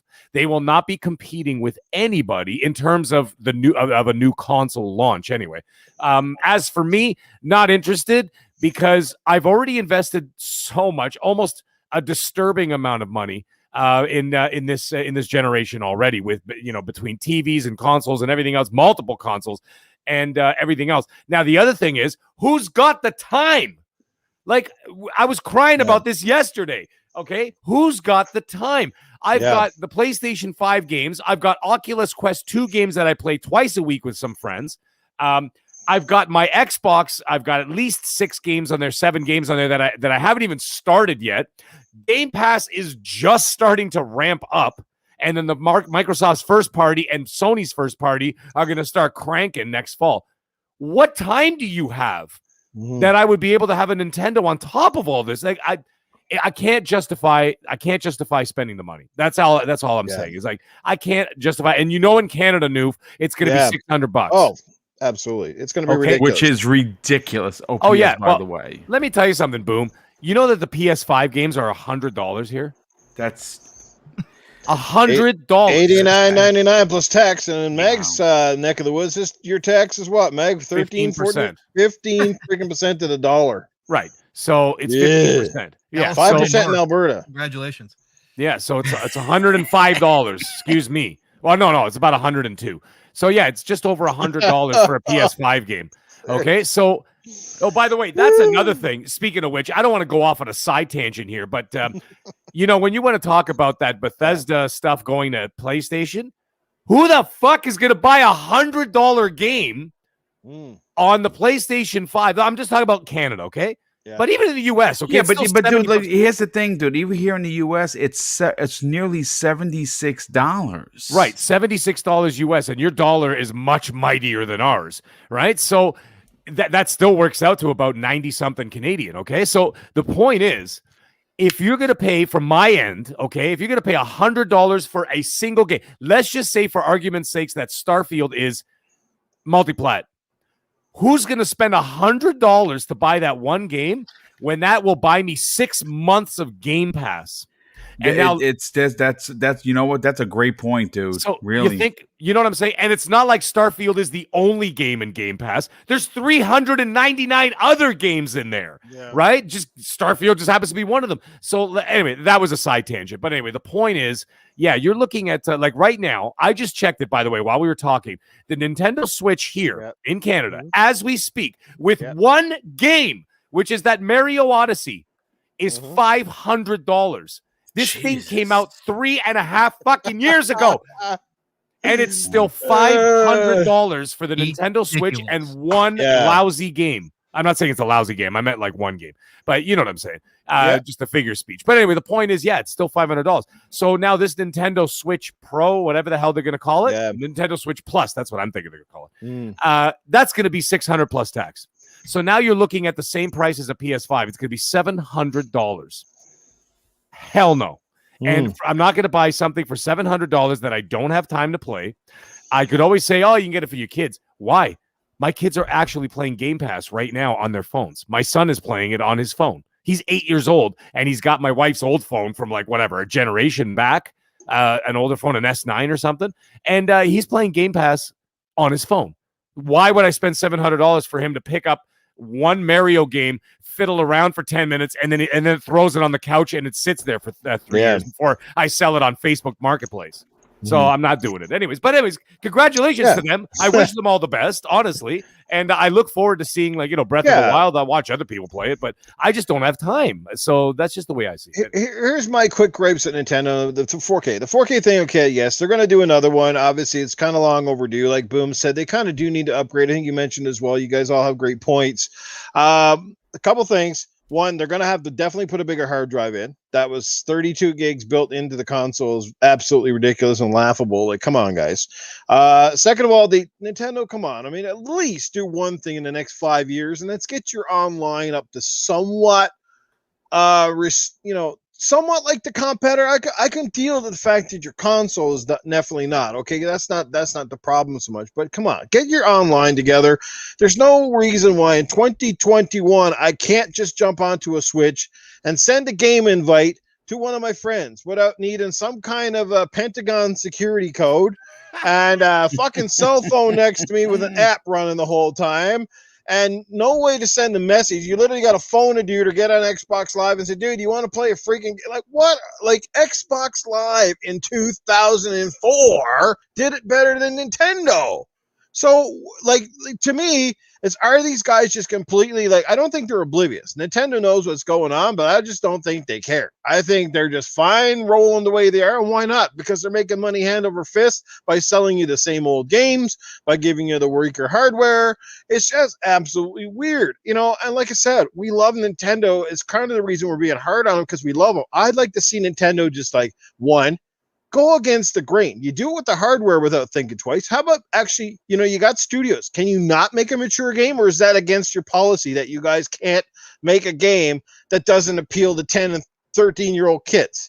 Like, you have most of your audience, believe it or not, and probably the people who spend the most money on Nintendo are guys like me, Boom, and Mag, and Pong. We're not friggin' 15. We're 40, 50-year-old guys. And it's like, you can make something for us too. I'd love to see it. I'd love Nintendo to come out and have like just a game that kind of, okay, here's our Dark Souls per se, or here's our version of Gears of War, and it's made by Nintendo. I'd be shocked, but I think it'd be cool. As long as they advertise it properly to put the M-rated thing on there, somebody would probably buy it, and it probably would be quality, no Nintendo. That's one thing we can't fault Nintendo for, is they make quality stuff. When it comes out, it generally works. Now with the 4K Switch, again, 4K, one, they need to improve the dock. It shouldn't be scratching screens, so can you put some kind of rubber bumpering in there so you don't have to buy a screen protector constantly, or get rid of the stick drift. That's been an issue. We're going to talk about that on the show before we close, as controllers. So get rid of that. You got bigger screen is welcome, bigger hard drive. Just make this thing durable. Like I said, I'm for it. Of course, I don't have a Switch anymore because you guys know me, New Phenomics, got rid of mine a while back. So now I'm Switchless. I may get one again eventually. That would not surprise anybody in this chat or on the panel, I'm sure. But that's my thoughts on it all. Kudos to Nintendo, like I said, man. But like one last point on this, and this is driving me a little. This is actually making me mad. Okay, so we see these things. Nintendo Switches are selling like crazy. But have anybody? I don't know what it's like in the U.S., but up here in Canada, guess what, guys? You cannot at most retailers, and I bet you at least 90%, and definitely the Walmarts here in Canada, you cannot walk into the store right now and you can't buy an Xbox One. You can't get a PS4. You can't buy a PS4 Pro. You can't get an Xbox Series X. You can't get an Xbox Series X. And you wonder why Nintendo Switch is killing it in sales. Well, what do you think the average person walking into a store when they can't get one out of the store is going to buy when Nintendo Switches are on the shelf? Yep. Yeah. And I'm like, is there a CEO that's giving some amazing head to somebody at Nintendo? What is going on here?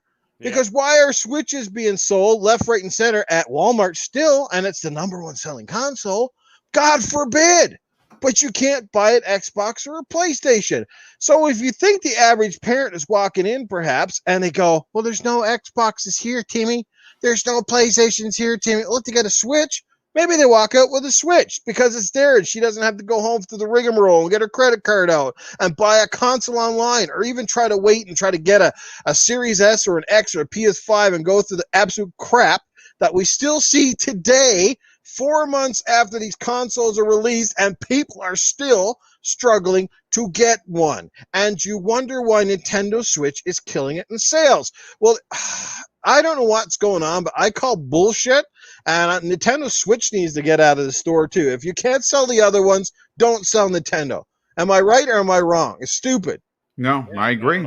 They got something going on. Something's going on. You can't get this shit. No, Arnie's coming right up here.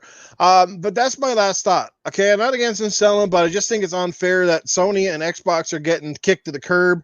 Because, it's COVID and this demand is going to create lineups. I'm calling bullshit. Look, there's lineups outside of fucking Costco for groceries. Come on. But you can't sell a console because you're afraid just 4 people go. Most people don't give a shit at this point anyway. If you guys have been paying attention in the news or you walk around most of your areas, most people are getting pretty fed up. I'm seeing a lot of people now that don't want to wear a mask, or they wear it down over their fucking nose. It's like, so what? Your breathing don't put out germs? Like, come on, man. But anyway. Like, it's just getting crazy. Like, you know what I mean? It's stupid. So I'm not really buying that whole excuse. I think part of it was just back in November that they didn't have enough consoles to meet demand. It was probably simpler for them to say it was we won't put it in because of COVID, but I think it's bullshit at this point. It's 4 months in. Start putting them in the stores, guys. For God's sake.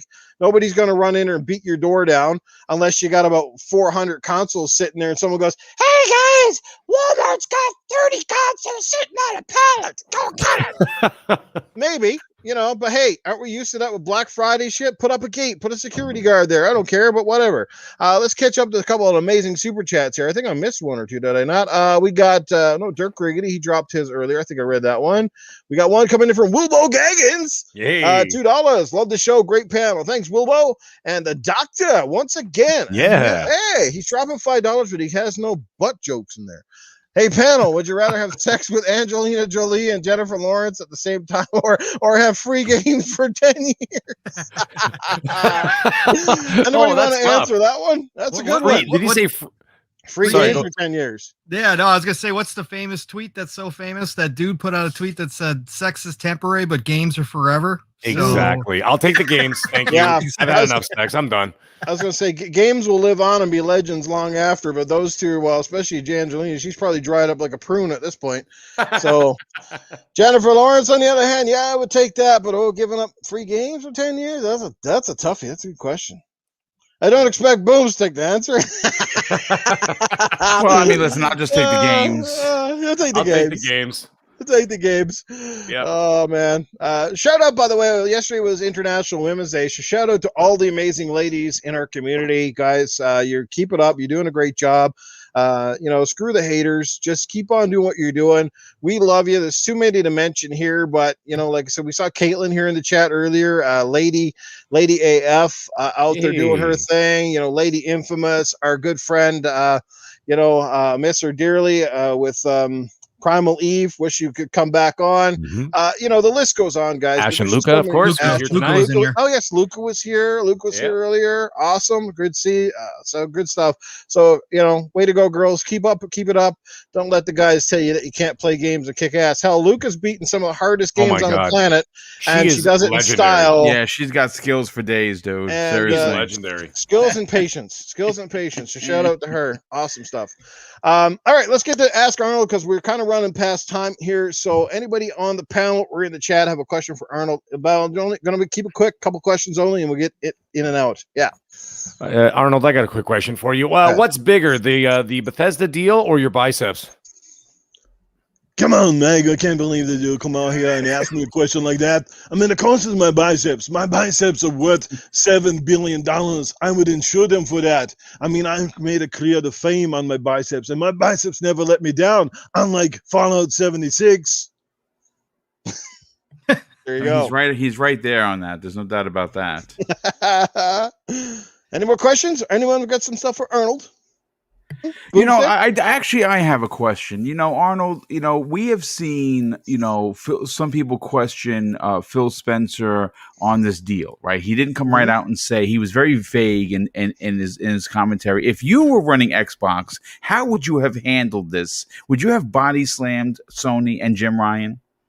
I wouldn't have been pussyfooting around it. I would not come out with half answers and double cross at that. But I do want to say one thing, though. Phil Spencer, you're a legend. If you're listening to this podcast, we think you're a legend. I mean, you basically brought Xbox back from the dead. You're like the Terminator. You just keep popping up and keep coming and coming and coming. Only things keep getting better. You're awesome, man. Keep up what you're doing. Keep supporting the brand. You're fantastic in that way. But at the same time, Phil, that's it. Let the balls hang out there. You're Phil Spencer. You're head of one of the biggest companies in the world. You don't have to hide behind the curtain. You come out there on the stage and you say, we're going to destroy you. We're going to put our games out there. You're going to want them. And if you don't want them, too bad about you. You can live without it and cry in the corner, or you can get the Game Pass and come over. And I mean, personally, I would have just come out there and said, we're going to make this exclusive. You want it, you play it, you buy Xbox, you get on a PC, but you do it. It's like telling people, back in the day, if you were bodybuilding like me, I went to Gold's Gym. You don't go, there's a couple of barbells down the street at Tommy Squat's corner. Go over there, I'll play with that. No, you want people to come to your gym, in your ecosystem, to spend money on your stuff. That's how you do it. Subscriptions. That's how gyms make money, with subscription and subscription and subscription. And you know what? If nothing else, you could say, we got the hottest girls here right now. Xbox got the hottest girls. It's called Bethesda. It's called the Coalition. 343. They got the hottest girls. They're right there for you, and they're getting ready to pump out the games. I got one for you from Prophet in the chat. Hey, Arnold, who would win in a fight? Mr. Boomstick's double-barreled boomstick or your boomstick biceps? Definitely Mr. Boomstick's double-barrel boomsticks. Mr. Boomstick has never letting us down. I never wanted to get into a fight with anything with Mr. Boomstick because the man prepares. He's got his documents done up. He's been at it for days. He will probably study every move that you make. He will know you inside and out. He's probably got X-ray goggles on. He knows exactly what you're going to do. And you know what? Just when you think you got them all figured out, he comes on. He's like, I'm nice. I'm going to be really nice. I'm a nice guy. And then boom, he kicks you right in the balls, and you drop your knees, and then he laughs at you and he says, ha ha, I give it to you, Arnold, right there on the balls. I watch you cry like a little girly man. This is, yeah. Hey, I got a super chat for you from DJ Berto Dose. There, it's hey Arnie, who's going to give Tony a hard time tonight at the end of the show? Titan is not here. Ariana's going to give Tony a hard time tonight. That's a great question. Well, I'm not going to be here to talk about Tony Baloney giving him a hard time. We all know he's got a hard life as it is. I mean, look at the clothes that he wears. You know, somebody got to get him some new clothes, some style. And he's going to come after me for that. You know, he's a great guy. But we're going to get you, Titan. You can't skip out on us. You left the podcast tonight. You didn't come here. Here we are now with Pong Soul. He's got to come in here and fill in for your ass. He's here. Mr Boomstick's here killing it. Mag is killing it. You know, so I don't know what you were doing. I don't know what kind of homework. If you're actually doing the homework, I'd say you're studying Smite. You're probably back on that crap game, and you're there playing it. Excellent. All right, good stuff. Yeah. Prophet says, hey, Ertl, what would you suplex Phil Spencer into? Suplex? Phil Spencer into? Kind of an odd question, but okay. A pile of cash. Yeah. I was going to say, literally, Satya Nadella and Phil Spencer, they could go home. They don't even need water beds. They could just lie in the cash. They're just counting the money. I mean, my God, we can just drop down $7-something billion to do an acquisition. Is it 7 or 4 billion? I don't know. But anyway, it's big money to get somebody like Bethesda. You're rolling in it. These guys are killing it out there. You know, Game Pass is killing it. They're doing great. They would just swim in the cash right now. Phil Spencer, I bet you if he wanted to now, he could go home and wipe his ass with $100 bill and not even worry about it. But you know what I would do? I would wipe my ass with $100 bill, and then I would post it up on Twitter and say, that shit's exclusive. There you go, guys. All right, enough Arnold questions. We'll be back again next week. Yes, Titan should have paid Cletus to do it. Yes, Cletus should have been on here and took his place. He could have rolled the show. All right, speaking just quickly on Nintendo, Mario celebrates the 35th anniversary. I think it's a big milestone. My God, it's hard to believe he's been in our lives for 35 years. He's actually been in most people's lives longer than our own lives. That's crazy. So, yeah, it's been going down little green tunnels ever since. So we'll start with, again, our guests. Get over to Mag. What is your favorite Mario experience ever? Your most memorable game, and perhaps your worst Mario experience ever? Pong, you want to take this one? Sure, man. Well, like I said, I outgrew Nintendo a long time ago for me, but I still have very fond memories of Mario 3 on the NES. I used to play that nonstop over at my buddy's house, and it was one of the best memories I have of Nintendo. It's still my favorite Nintendo with Raccoon Mario to this day. Absolutely love the way that they crafted that game. And I really had a lot of fun with that one. So that's an easy one. As far as the worst experience, I had a buddy. This is easy too, because I had a buddy who was unfortunate enough to have purchased a Virtual Boy. And Mario Clash. Yes, Mario Clash or Mario Tennis, take your pick, were the absolute worst. I don't think I've ever gotten a headache faster than I did from either one of those games and that system in general. That was an absolute terrible game and terrible system. So those are easy. Nice. Great stuff right there from Pong. Mr. Boomstick, how about you? I'm sure you got some great memories. I mean, listen, I think that even though it's an oldie but goodie, Super Mario World still holds up. I mean, you know, when you, I mean, it's from an era where consoles came with pack-ins, right? You know, you were excited, and no one did it better than Nintendo. And for me, I mean, there's been so many great Mario experiences, but the one that, for me, at least jumps off the page as being one of my favorites to this day, even is Super Mario World. I think it still holds up. You know, obviously, we've all bought it about 17 times because Nintendo does not let you take their games with, you know, take your games with you. And of course, I'm going to have to I mean, the Pong Soul just ripped it right out of my brain pan. The Virtual Boy, I bought it. The tennis game gave you a migraine 5 minutes in. Like it was unbelievable. That's probably one of my worst Mario experiences. Nice. Great stuff right there. Mag, how about you, man? Yeah, man. What's your Mario, best Mario, worst Mario, all that good stuff? So I just want to say something quickly about the 35-year anniversary. Now, I recall in the arcades before Super Mario Brothers came out in 85, at least for us, Yes. or 84. Mario was in a game just called Mario Brothers, and remember that it was just him and Luigi bumping the turtles And the crabs. That's right, the turtles and the crabs, kind of like the Donkey Kong game. Yeah. And that was well before Super Mario Brothers came out. So, anyways, I'm assuming they're talking about Super Mario Brothers. But anyway, my best experience, hands down, has got to be, this is an unusual one, is Super Mario Brothers 2. I loved that game. And I got to the point where, see, what you played Super Mario 1, you just did your side scrolling, you did your jumps, you squished a couple of turtles and whatever, and you just called it a day. Then Super Mario Brothers 2 came out, and all of a sudden I'm like, holy shit, this is colorful. There were jungle levels, there were ice levels. You could pick 4 different characters who all had different attributes. It was whimsical, it was bizarre. You got to go in caves, you were like in the sands of Egypt. It was like truly an adventure. And then you fought that big fat toad at the end that would blow bubbles. And then, spoiler alert, it turned out it was all just a dream and all that shit. That's why it was so batshit crazy. And I'm like, that was magnificent. And I got to the point where I was actually speed running that game in less than 20 minutes with one man, with one life. And I just kept playing it over and over and over and over. And still to this day, it is still my favorite Mario experience. Nice. And how about your worst one? Oh, worst one. Oh, geez, Tony Baloney almost came out there for half a second. You ready for a really unpopular opinion? Yeah, go ahead. Super Mario 64. I fucking hate that game. You know why? Because it looks like Banjo-Kazooie. Remember the first ones? Yeah. And then they go around talking, and the ridiculous polygons, and the camera was shit, and everybody's moving around, and they're talking like Banjo-Kazooie, like beep, and then all of a sudden, like the princess comes out, and then she goes, and I'm like, going, what is this? Just give me text. Just give me text at the bottom of the screen. I don't need any of this bullshit. Anyway, that was hands down my worst.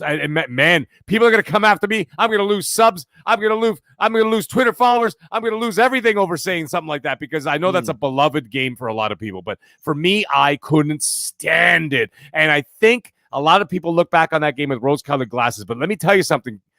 Guys, go back and play it right now in its original state and tell me that you would rather throw yourself out of a window than sit there and play that for more than 10 minutes. Oh, well, man. Well, this has gotten really interesting because guess what, Meg? You and I are complete opposite on this. My best Mario to me is Mario 64. Because despite the graphics and yes, the aging, I mean, at the time they were amazing. They were amazing graphics. Yeah, it was definitely generation defining. It was a generation defining. It was a game that held up for a very long time. It was a game that fully utilized 3D analog control. I think was really the first game that, Tomb Raider did it, but it did it with the what it was like the 8-way stick on the Saturn and the PlayStation, where this one first used the analog. So, being able to take the game that you've always loved and seeing it in a more realistic form. And I remember getting to the first time you got to the top of that first world and you grab Bowser by the tail and you flicked him out, and how cool that was.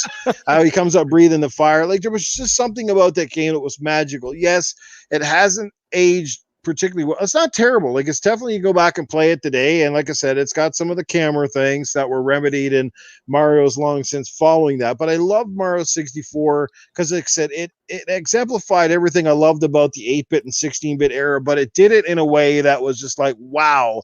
And like I said, it was the game that made you like those were the days. Mario 64 sold Nintendo 64s. That sold the game. Yeah. Nintendo 64s on its own. People wanted it for that game. You were willing to spend whatever. And of course, GoldenEye came out. We all know the history of GoldenEye and Mario Kart. You had those 3 games, you were set for like forever. There was just your house was on fire with your friends wanted to come over and play Mario Kart and GoldenEye. Yeah, Mario, and it was just a showcase. So yeah, that was mine. And guess what my worst was? Super Mario 2. I never liked it. I never liked it. I can't be on the show with you anymore. I just can't do it. Pong, we're starting our own show Tuesday nights at 9 p.m. You got it. No, Brother. anyways. You got it. That is crazy. I Really? didn't like how it was such a departure from the original. And then, of course, after not really liking 2, and then I started playing 3. Then I went back to 2 and liked it even less. I was like, nah, man, because Mario 3 was on the money, and this other game was floaty and kind of weird. I don't know. I just didn't like it. So yeah, that was my. I mean, there's probably other games for sure. I mean, not all the Mario Party games are great. There's been a few duds here and there. Like I said, anything that was on that Virtual Boy was pretty much a piece of crap. But it's just that one for me, I guess, because I had high expectations, and I remember my buddies bought it for their NES, and I was playing it and just couldn't get into it. So, so that's where I'm at on that. So, congratulations, Mario and Nintendo, on 35 amazing years. Here's a 35 more. Let's see what Nintendo keeps pumping out and coming out. I mean, I got to give them credit, man. Like Mario, what was it? One of the coolest Marios as well that I didn't mention. It's got to be the Galaxy games on the Wii. Yes, that was a great game. I love that game. Games were insane. It's amazing how they took simple level design but made it complex and made those games really shine. Again, with hardware that didn't have the power of his competitors. But that's the thing with Nintendo. I always find these genius ways to make their games great. They do it in ways that aren't necessarily graphically crazy, but their games look good. Nobody looks at a Nintendo game and goes, well, the game looks like crap, but you kind of go, wow, like I like what they did here, or how they made this level like this, and all those little features, like walking around the globes. Yeah, you look at Sonic, who went the complete man. opposite. Sonic was great in the 16-bit era, and then Sega just butchered him to death, tried to put him in everything, and just the quality was so far off of where Mario games were, and that's why I think Mario continues to kind of lead the way. I think Sonic's a cooler character overall, but Sonic's history of games has not been favorable, to be honest with you. Mm-hmm. Fair point. Yeah, it is what it is. All right, so let's get into another topic before we bring in Tony Baloney here. And this one's going to be an interesting topic. We're starting to see a lot of articles here recently, and we'll get some personal experiences from you guys. But we're seeing it from all of the companies. It's been going around for a couple of years now, guys, that Nintendo has been under lawsuits for the stick drift on the Nintendo Switch in particular. I don't know if anyone on this panel has had stick drift with their Switch, but we're going to find out in a minute. We're starting to see, obviously, PlayStation, or people are complaining recently about stick drift again, and the DualSense controllers for the PS5. And now, even more recently, again, people have been complaining about, well, we've heard for a long time, even the Xbox Elite, which is a premium controller, people had problems with their Elite controllers, and now they're saying something about stick drift with Xbox, and even button problems now not being responsive, especially for the Series X and S controllers that came out. So who wants to take the floor and talk about these controller issues? Is it a problem that's just been amplified? Are you guys concerned, especially if you've had this issue yourself? So who wants to take the floor? I'll leave it open to anybody to jump in on this one. It's a huge problem, Noof. It's something that's happened to me, whether it be on PlayStation, whether it be on Xbox, it doesn't matter. And obviously I've heard the horror stories on Nintendo as well. And I think I've heard it multiple places that they all use the same producer for the sticks. Is that not correct? Somebody correct me if I'm wrong, but I think I've heard that. And that's part of the issue. And that's been my contention with whenever a new console comes out or a new controller comes out and they add features like the DualSense. And don't get me wrong, I mean, features are great and we should always try to push forward. But how about we fix the stick drift first, guys? How about we create a controller that does not have that? There is nothing more frustrating than to have stick drift develop on something that you just purchased. I purchased one of those camouflage Xbox One controllers, and literally after playing Star Wars, the Squadrons game, right? And I think it depends on the game and how you use your stick, but obviously in that game, you're using it a lot because there's throttling and there's controls and everything. But literally 1 week in, I had stick drift on that camouflage controller. And that is just insane. And I can't believe it that they have not put more time and effort into figuring this out, because they can all ignore it for as long as they want. And I'm glad that some of these lawsuits are going through because that forces them to address the situation. They can only ignore it for so long when so many people of all owners of different consoles are complaining about the same thing. And it's even more egregious on Nintendo's side, because with the Switch Lite, the Joy-Con, they're not removable. So once you get stick drift, you're talking about a total replacement, right? Because that's all one piece. So to me, this is a large issue. I think it needs to be brought to the forefront even more than it has. And I think these companies need to address it. They need, if it is true, what I've heard, that they all use basically the same maker for the internals on these joysticks, then that needs to be changed, right? That they need to find somebody else, and they need to go back to the drawing board. They've got all these engineers who are getting paid a ton of money to come up with all these new things for controllers and consoles. Well, why don't you guys work out why this happens and how we can better, produce these controllers so that this does not happen in the future. So, geez. Yeah.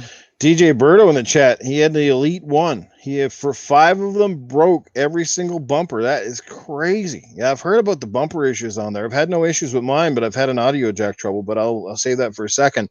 Yeah, man, it's crazy. And these things go through rigorous testing. I don't know if you've ever seen some of the videos where they literally pound these things for 4,000 hours and so many repetitions and so many button presses. So it's really flabbergasting that there are people in the public having so many issues. So any further thoughts on that, or you want to pass it on? No, they can pay me to test them. I'll show them how it happens. I mean, it's not too difficult. No, go ahead. Anybody else? To the chat, anybody who's had trouble with their controllers in the chat, especially the stick drift, press a 1. And anybody who's had the fortunate, lucky bounce that you've never had any issues, press 2. So 1, if you've had issues with any of your controllers, that means any of your consoles, especially your current ones. And 2, if you've been lucky and had no issues. I'd like to kind of get an idea of where our chat is at. All right. How about you, Boomstick? Well, I mean, I'm going to be honest with you. I've been pretty lucky. I mean, I did have a bumper issue that I unfortunately still have with the Gears of War Elite. And I never sent it in to get repaired because, unfortunately, if you do that, you're never getting it back. So the bumper still works. It just kind of pops out every now and again. So that's why I don't use it as much, which is a shame. It's one of my favorite controllers. As for the Switch, thankfully, I have not had a big problem. But see, the thing is this: I immediately bought when I bought my Switch a Pro controller. I've never used. I mean, sure, when I took it in handheld mode, I did, but I never had a problem. Thankfully enough, I will say though, oddly enough, I noticed that sometimes the black controller that came with the Series X, it does act a little weird. Sometimes it doesn't connect to the console. And stick drift, no, but some of the button presses sometimes they don't register. Yeah, I've heard about that. That's one of the latest ones they're talking about, apparently. I don't know if my controller needs an update or what's going on.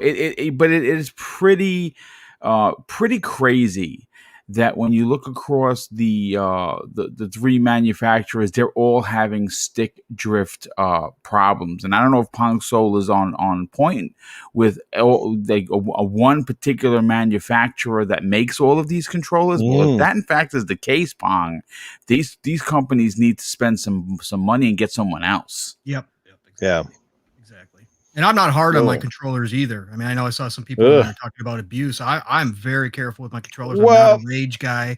I don't have sweaty hands. And it still has happened to me, like I said. So it doesn't seem like, that could definitely happen. But the chat is definitely not making it very encouraging here. So there's an awful lot of 1s here. Jada Destroyer's got it too. But you look at the 1s here, which means a lot of people have had issues with some of their controllers at some point in time. Like I said, I've been fairly lucky for the most part. But yeah, let's find out. Glenn McLaughlin, what's going on, man? Thanks for stopping in. Logic Wins is in the house. Pure Flack Monkey, what's happening? Phantom Kraken's here. HTK 360. Chef Trouble's in the house, dropping 2. So she's done pretty well with the controllers. Viper XD, what's going on? Jay the Destroyer, Deck is here. Spider-Man still hanging with us. Shocked Wolf, what's going on, guys? Crispy Rambo, Jesse Darby's in the house. We got Prophet is in the house as well. Albert G, Blue Moon FC, Iceman's still here. The Video Games HD. The list goes on, guys. You're fantastic tonight. We almost hit a record. We had, I think, over 90-something people watching at one point tonight. And like I said, small numbers, but growing. So that's the positive. No, dude, we hit 104. What? We did? Yeah, we did. Wow. Yeah, we hit 100. Congratulations. Nice. Nice. Congratulations, So gentlemen. we finally Congratulations. cracked 100. Nice. I didn't catch that. Well, Yep. thank you all. Everybody has come out and checked out the show. You know, I know it's small numbers, but we've seen an increase of things going in the right direction, and we love that, man. So thank you guys. We appreciate that support. Spread the word, shout it out. I love this podcast, our panel, our guests, our chat. We think we got something a little bit unique here, and we love the support. So thank you. But anyway, Meg, how about Yes, yourself, sir. man? Any issues with your controllers? What do you think about the whole scenario, and how is this going to get remedied? I mean, it could be some big lawsuits and some serious changes coming to the way these things are getting manufactured here. Well, I got to tell you, every time I turn on my PS5, I just stare at the controller like it's going to do something. You know what I mean? I'm just like, please don't break on me. Please don't die on me. Please don't drift. And because I mean, I know I could always just go to the store and buy another one because I'm not going to go through the whole rigmarole. Let's face it. I'm not going to go through this whole rigmarole, send the controller in, wait weeks for it to come back, still have to pay for shipping or whatever. I'm not going to waste my time. But I just pray that it works out. And but anyways, I've had one problem in the past, and it was actually with an Xbox One controller. It was one I bought. And it was drifting like nuts and whatever. I brought it back and they just gave me another one. So it was no issue. Now, however, I also don't beat the shit out of my controllers. Like I play with some guys online and I could literally hear click, click, click, click, click, click, click, click, click. And I'm like, and I'm sitting there going, what the fuck are you doing to that thing? Are you body slamming the controller?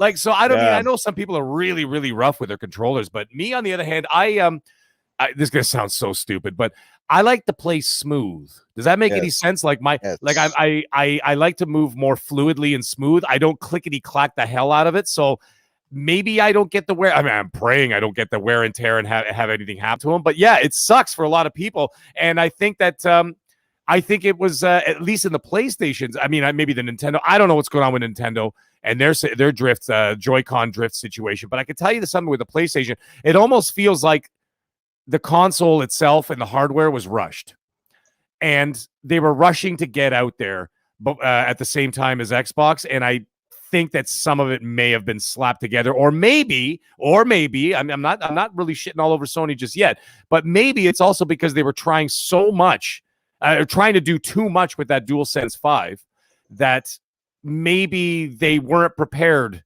for what was going to happen to it. I mean, there's so many things going on. I mean, if you play Astro's Playroom or even Miles Morales, and you play those games and you see like the controller in action, it is pretty magnificent. But at some point, you're wondering when you're doing the Astro's Playroom and you're going up those big zippers. If anybody's played it, I know Boom, you've played it, and I'm sitting there going, actually, right, and I'm sitting there going, is this controller going to explode? It's going like, right, and I'm just going, oh my god, please stop doing that, because it scares the crap out of me. So I'm thinking to myself, you keep playing games like that for, let's say, 3 to 4 hours a day. How long do you honestly? I actually think those controllers, I think, I don't quote me on this, are like a 400-hour lifespan on the Rumble or something like that. Yeah. Right, now that's not a whole lot of time, man. That's two Assassin's Creed games. Yeah, pretty much. Yeah. Right, that's terrifying to me, and I don't want to keep spending $80 every time I play 2 Assassin's Creed games, and then all of a sudden I got to buy another controller, right? So I don't know. I just I mean, I'm not happy about it. I'm just praying that it just works out, at least from my end, and I pray it works out for a lot of other gamers out there. There's a lot of nightmares. A lot of people have been waiting a long time for these consoles, a lot of time for these games and everything else, and you get it, and then you're getting faulty product, and that's really unfortunate, especially when things are in such short supply, right? So that's a big problem too. Absolutely. Well, I don't have a theory on this. I mean, I guess it's like console failures as well. The thing is, you hear the vocal minority. I mean, these controllers are produced in bulk. I mean, we think there's a lot of consoles out there. There are probably 3 or 4 times as many controllers. I mean, Microsoft alone, look at all the controllers they made in the Xbox One generation. It's crazy.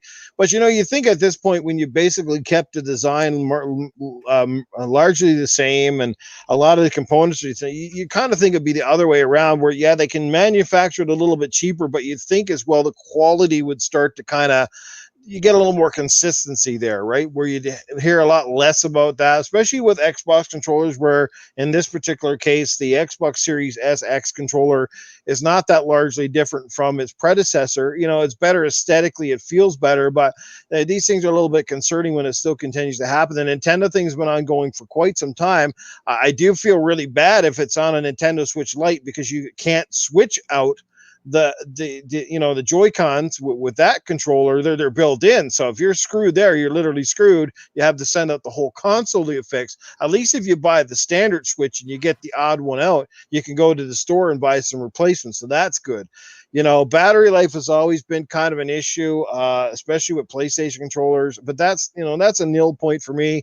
You can charge them up, you can plug in the cord. I'm not here to bitch and whine about the battery life. I mean, I think they're not bad. They could be better, but they're not bad. But like Mag said, man, that PS5 controller, it makes you wonder. Like, it's a fantastic piece of tech. It feels great. You got to applaud all the features, but then you kind of sit there and going, man, this thing's got so much going on. And if it's really taking advantage, is it going to last? Is it going to be durable? I mean, I find personally, Mag, one of my things with it, my only gripe so far is I find that the face buttons feel a little too flush with the plastic. Like, they don't seem to be right. They're not like, they don't rise up enough. Mm-hmm. So like sometimes when you're pressing it, it feels like almost like the buttons are kind of swooshed into the controller. It's almost like they're stuck. Yeah, it almost feels like they're stuck, but they're not. You remember that in the old Nintendo days and Sega days? The buttons sometimes would get stuck right inside, and you had to it almost felt like it was like glued in there, and you had to pop them out with like a side of a pencil or something. And it does scare the crap out of me, especially. And like I said, it's magnificent technology. There's no question. I mean, just playing Astro's Playroom alone, and even feeling the resistance when you're swinging in Miles Morales, like, when he's grabbing onto the web, and you could feel the pull, and you're like, wow, this is awesome. But then like I said, you can't shake the thought in the back of your mind going, how long is this going to last before one of those little gears in there breaks or pops out a little pin and you're done? You know what I mean? What are you going to do? Nothing. And I think a lot of us here, I don't know, but I can't speak for everyone in the chat, but I would say most of us here on the panel, we look after controllers. I know me, I have a lot of controllers. I don't always just stick to one, but I look after my controllers. I generally try to keep them like dirt and grease free. Like, I will make sure that I always clean them out or use the air cans to spray dust away. And like I said, if there is any buildup, I usually use, like I said, some things to get anything out, so I'm always checking my controllers. But I mean, if you've ever been into a store where you've seen demos and you see their controllers, it's like there's probably about 20 pounds of COVID on those things, because they're friggin' gross. I don't ever go and see the Nintendo Wii's in particular, all their demos at some of the stores, and the controllers look like they've been up somebody's ass for about 3 weeks. Like, they're like brownish yellow, and they look like they're full of booger, and you're like, oh my god, who the hell wants to play this thing? I wash my hands every time before I sit down to play games. Every time. I don't just sit there, eat a sandwich, and then all of a sudden I go grab my controller and play it. I wash my hands thoroughly. I mean, mind you, that's the chef in me too, right? It's just, I wash my hands 100, 150 times a day. And, but I wash my hands and then I sit down to play. And still, once every few days, I still use like the what's it called? Like the Lysol wipes or whatever on them, just to give them a little once over and whatever else. I take very, very good care of them. But I mean, that doesn't save the inner workings of the controllers, but at least they're clean. Absolutely. Absolutely. I would imagine you guys are the same. I mean, Boom, I know you've got a good collection of controllers. Do you kind of stick with one primarily? Do you kind of go through different ones? I kind of rotate through them. I have at least a dozen of them. Yeah, and I find myself going back to the Elite 2. Even with the new controls, I love the new controls. I cannot wait for an Elite 3.0 to come out. Yeah, that's great. Yeah, because something about the weight and the feel of those controllers, right? Yeah, strong, solid controls. But I like the half trigger pulls. Especially, those that's really where, I mean, three settings: regular, middle, and quick. And obviously, I use it on the quick one. You fire a lot faster. It's well worth its weight in gold. Glenn McLaughlin, you could beat a yak to death with an Atari 2600 controller. Yeah, those old controllers, man, the Master System controller and the NES controller and Atari, those things were like, I don't know, like built out of granite. I don't know what the hell, man. Those things are crazy. It's like the brick cell phones. You couldn't break them if you tried. Telling you. We got another super chat coming in from my good buddy Iceman LMH $1.99. He says, do you guys like the Xbox Series X D-pad? Pong, how about you? Do you like it? Absolutely. I love it. Yeah, me too. I know some people have a problem with the clicking, but absolutely love the D-pad. It's me too. It's right up there. I played with my buddies Elite, and it's right up there with the Elite D-pad. It's really, really good. Nice. Boomstick? Yeah, like I think it's quality. There's a lot of people get bent out of shape about the clicking. That doesn't bother me. It's a quality D-pad for sure. Mag. Yeah. Oh no, same thing. I'm gonna echo what everybody else said. It's amazing. So yeah, I love the Series X controller. I've had no issues with mine. It's good. Like I said, I love the feel. Actually the one I liked a little bit better was the one that came with my Xbox One X, the Xbox One X Gears Edition, the Kate controller. Mm-hmm. And I'll tell you why I like the Kate controller just a little bit better, because it has that rubberized gripping on the backs. The Xbox Series X did not come with them. I was a little bit disappointed with that, because I thought they did add the textured feel, but they didn't add the rubber feel. Mm-hmm. And the rubber feel gives me that premium vibe like you get with the Xbox Elite controller 1 or 2. I love my Elite 1. That's actually my go-to controller overall, because that D-pad is just amazing. Like top-notch controller. I had no issues with mine outside of something's wrong with the audio jack. I think I was telling you about that the other day there, Mag. That I plug in a controller, I get an echo. So I'm not sure what's going on. Something with the plug. Because if I use a different controller and plug in my headsets, everything's fine. So it's kind of weird, but it's livable. Like I said, as long as I can use the controller. So yeah. Any further thoughts on the controller thing? And do you think it's a big issue overall, or you guys mostly think that it's, like I said, it's a little bit where you hear the negative minority kind of speaking vocal? I mean, going to lawsuits is kind of weird, like suing these companies for something like that. I mean, fuck, like if you're having something, like if you went out and bought 15 controllers and you had it with every controller, I could understand. But if you bought the one off and it's kind of a bit wonky, like going to a lawsuit on a company is a bit weird for something like that. To me, I think that's a bit excessive. They're certainly aware of the issues. I'm sure nobody wants to have it. They certainly don't want to have that, and they'd rather customers not complain about it. So, hopefully they can remedy it here in the future with updates, or maybe they just got to find something. If they're made in the same factory, hopefully they can all come together perhaps and find something that mutually works for all their controllers as well. So. Yeah, I think the real problem though, Noof, is that with the lawsuits is because the companies make you jump through a million hoops to get it replaced, and they come up with all reasons why not to replace it. So right.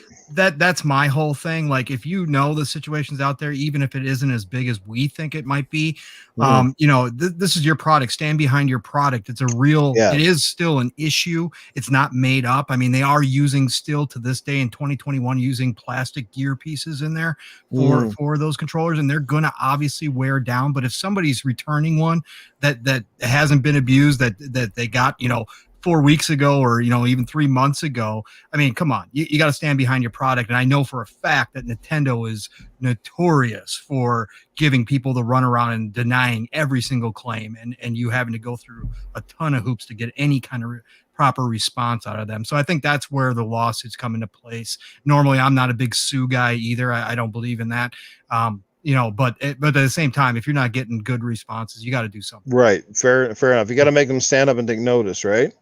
Exactly. And how do you do that for a company that big? You got to sometimes get a class action going. Well, I was going to say, the thing is, it only takes one president for somebody to actually win the case in court, and that really makes those companies sit back and go, oh shit, we will have to, because a lot of times we're on top of it, but they're really not. They're like, we don't really care. Hopefully it goes away, or the vocal noise. But when somebody wins a case and they start to see that now there's millions of dollars at stake, all the profits we made on controllers in the last 2 years are gone down the drain. Yeah, exactly. They start to sit up and take notice. So that's So sometimes you kind of do have to side with the consumer and go, maybe they're onto something, and maybe hopefully they do win a case, and we're all better off for it in the long haul. You know, or even if we got to pay a little bit more for your controllers, but have just better controllers. I mean, if it's an extra $10, but you can put a fucking stamp on it that's like, you know what, this controller works and it's guaranteed for 2-3 years at least. Rigorous tests.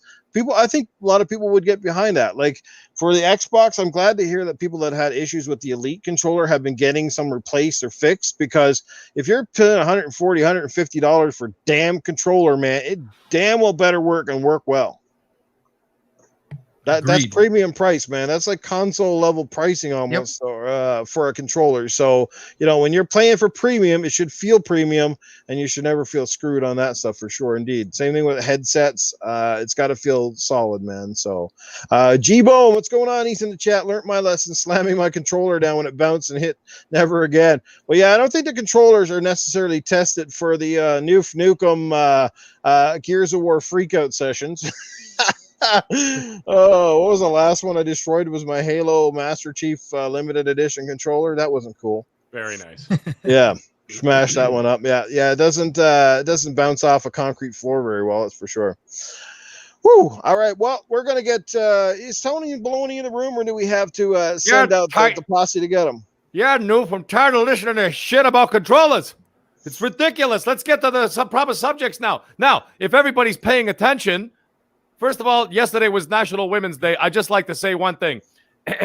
Why do men die before their wives? Because they want to. That's why. All right. Now, let's get down to business. By the way, Noof Nukem, congratulations, buddy, on getting through an entire show without fucking farting on the air. Thank you for that, by the way. Saved all our ears from something, and, of course, all the nightmares that have happened. Now, let me tell you something else. Mr. Boomstick XL.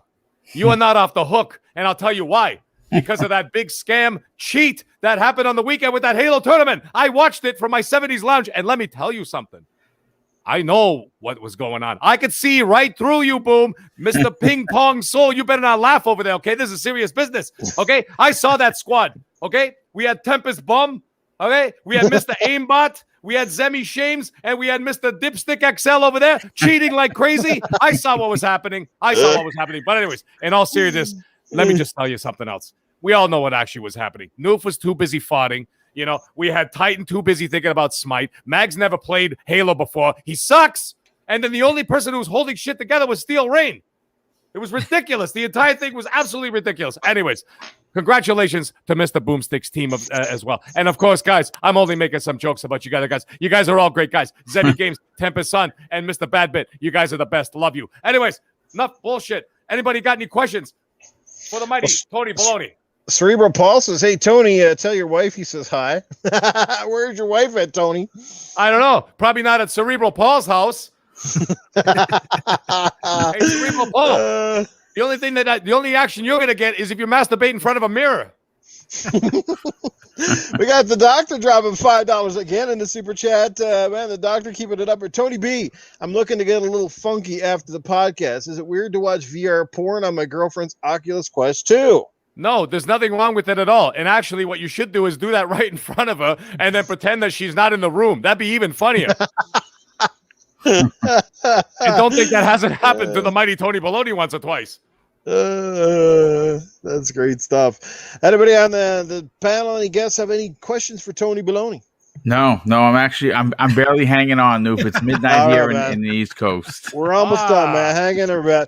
Tony Baloney, how many drinks, man, before you're right in the zone, baby?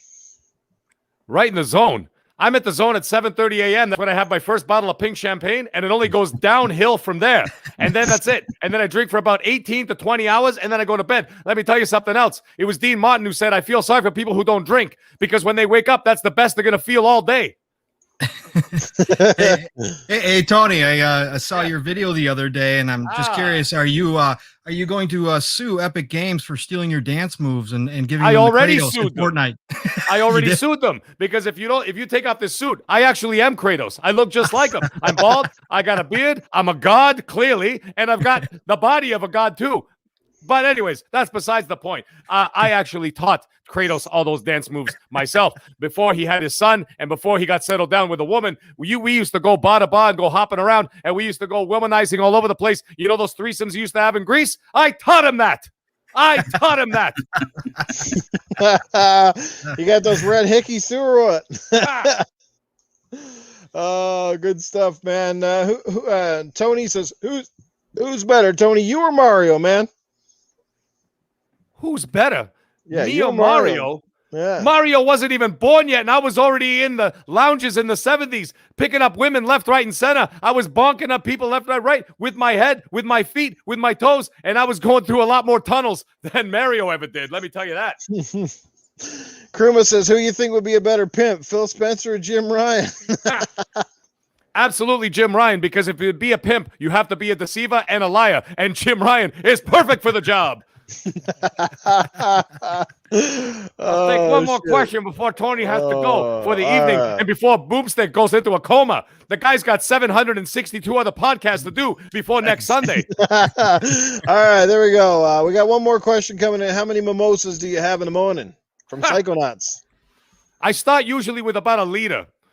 About this big, about a liter, and then I pass it around. I give it to the children so that they stay docile in school and they stay nice and quiet and behaved. The teacher's like, oh, he's so well behaved. They're not so well behaved. I got them drunk. That's how you take care of them.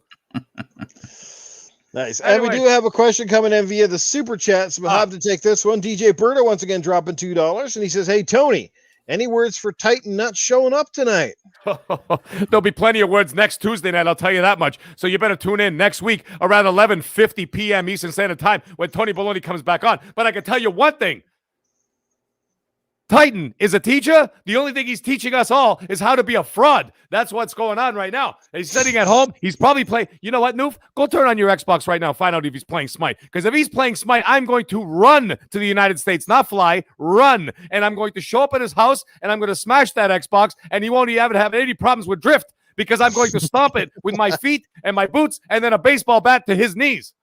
See you next week, Titan. Awesome. Somebody in the chat's named COVID-19. You're the least popular person. You're the least popular person in the room. Jeez. Helps us make the vacation better. Well, we wish you better, COVID-19. There you go. But anyway, Tony Baloney, always in fine form as usual. This was an amazing podcast. Big shout out to our fantastic guest, Mr. Boomstick XL, Pong Soul. We're going to let everybody get out of here. I know it's getting late and people are getting tired. So we will start with Pong Soul. Pong, again, bro, I know it was a late bat signal for you tonight. So thanks for being here. Great input on the topics. I look forward to having you back as, an official guest here in the coming weeks. So keep those DMs open, brother. And thanks for all your support too, man. I've seen you in the chats for a long time, and now it's great to finally have you be part of this show. So thanks again for being here. Let people know where they can catch you and what's happening in your life. Absolutely. Anytime, Noof, you hit me up and I'll make it happen for sure. And I still got to get on a show with Titan, even though he is a fraud. I still got to make that happen. But being on here with you and Mag and tonight with Mr. Boomstick was just fantastic. So thank you so much. You can find me at Pong Soul everywhere. Obviously I'm on Xbox Ultimate with Fun Speculation, aka Mav and Caitlin and 3-Bit, and we just announced that Mr. Psychonauts 8, who is in the chat, is joining us. So that's every Friday night at 9 p.m. Eastern. Nice. And then Saturday nights, I am on the Shop Podcast with PTK Blam. We are celebrating his 200th episode this Saturday. It's a huge deal for him. So please show up. That starts at 8 p.m. Eastern. Great time, great short show. We just get to the topics and get everybody out of there. It's really fun. So just show up. We're going to have giveaways and everything else. Check out the tweets for that. And then you never know where I'm going to show up. Obviously I was on Booms twice this week. Showed up here, Noof. I was in Dirts on Monday night. So, man, I'm all over the place. So that's where you guys can find me. And thank you, chat, for all coming out. Great to finally be on this side of things. It's still weird for me, even though I've been doing this now quite a bit, but it's still weird for me because I see all my familiar faces. But love you all. Thank you all for the support, and we'll see you all soon. All right. Thanks again for being here, brother. Appreciate it. Again, now to our amazing guest, welcome him back to the show and letting him get out of here. So, Boom, I don't expect you to stick around right after this if you want to jump out. Cool, man. I know you're getting tired. But anyway, Boom, thanks for being here, man. As always, you bring lots of great knowledge. Like I said, a wealth of expertise, always at, like I said, level of professionalism and preparedness, which is something that, Gaming After Dark often needs more often. Yeah, we're a little off the rails, but, man, thanks for bringing the train back to the track. You're awesome, and we love you, man, and we appreciate everything. And like I said, your success is just blowing my mind, man. You're just growing all the time, and you work hard. And people, like I said, guys, if you're not already, go show this man some love and support. Mr. Boomstick XL. Let people know where they can catch up with your channel.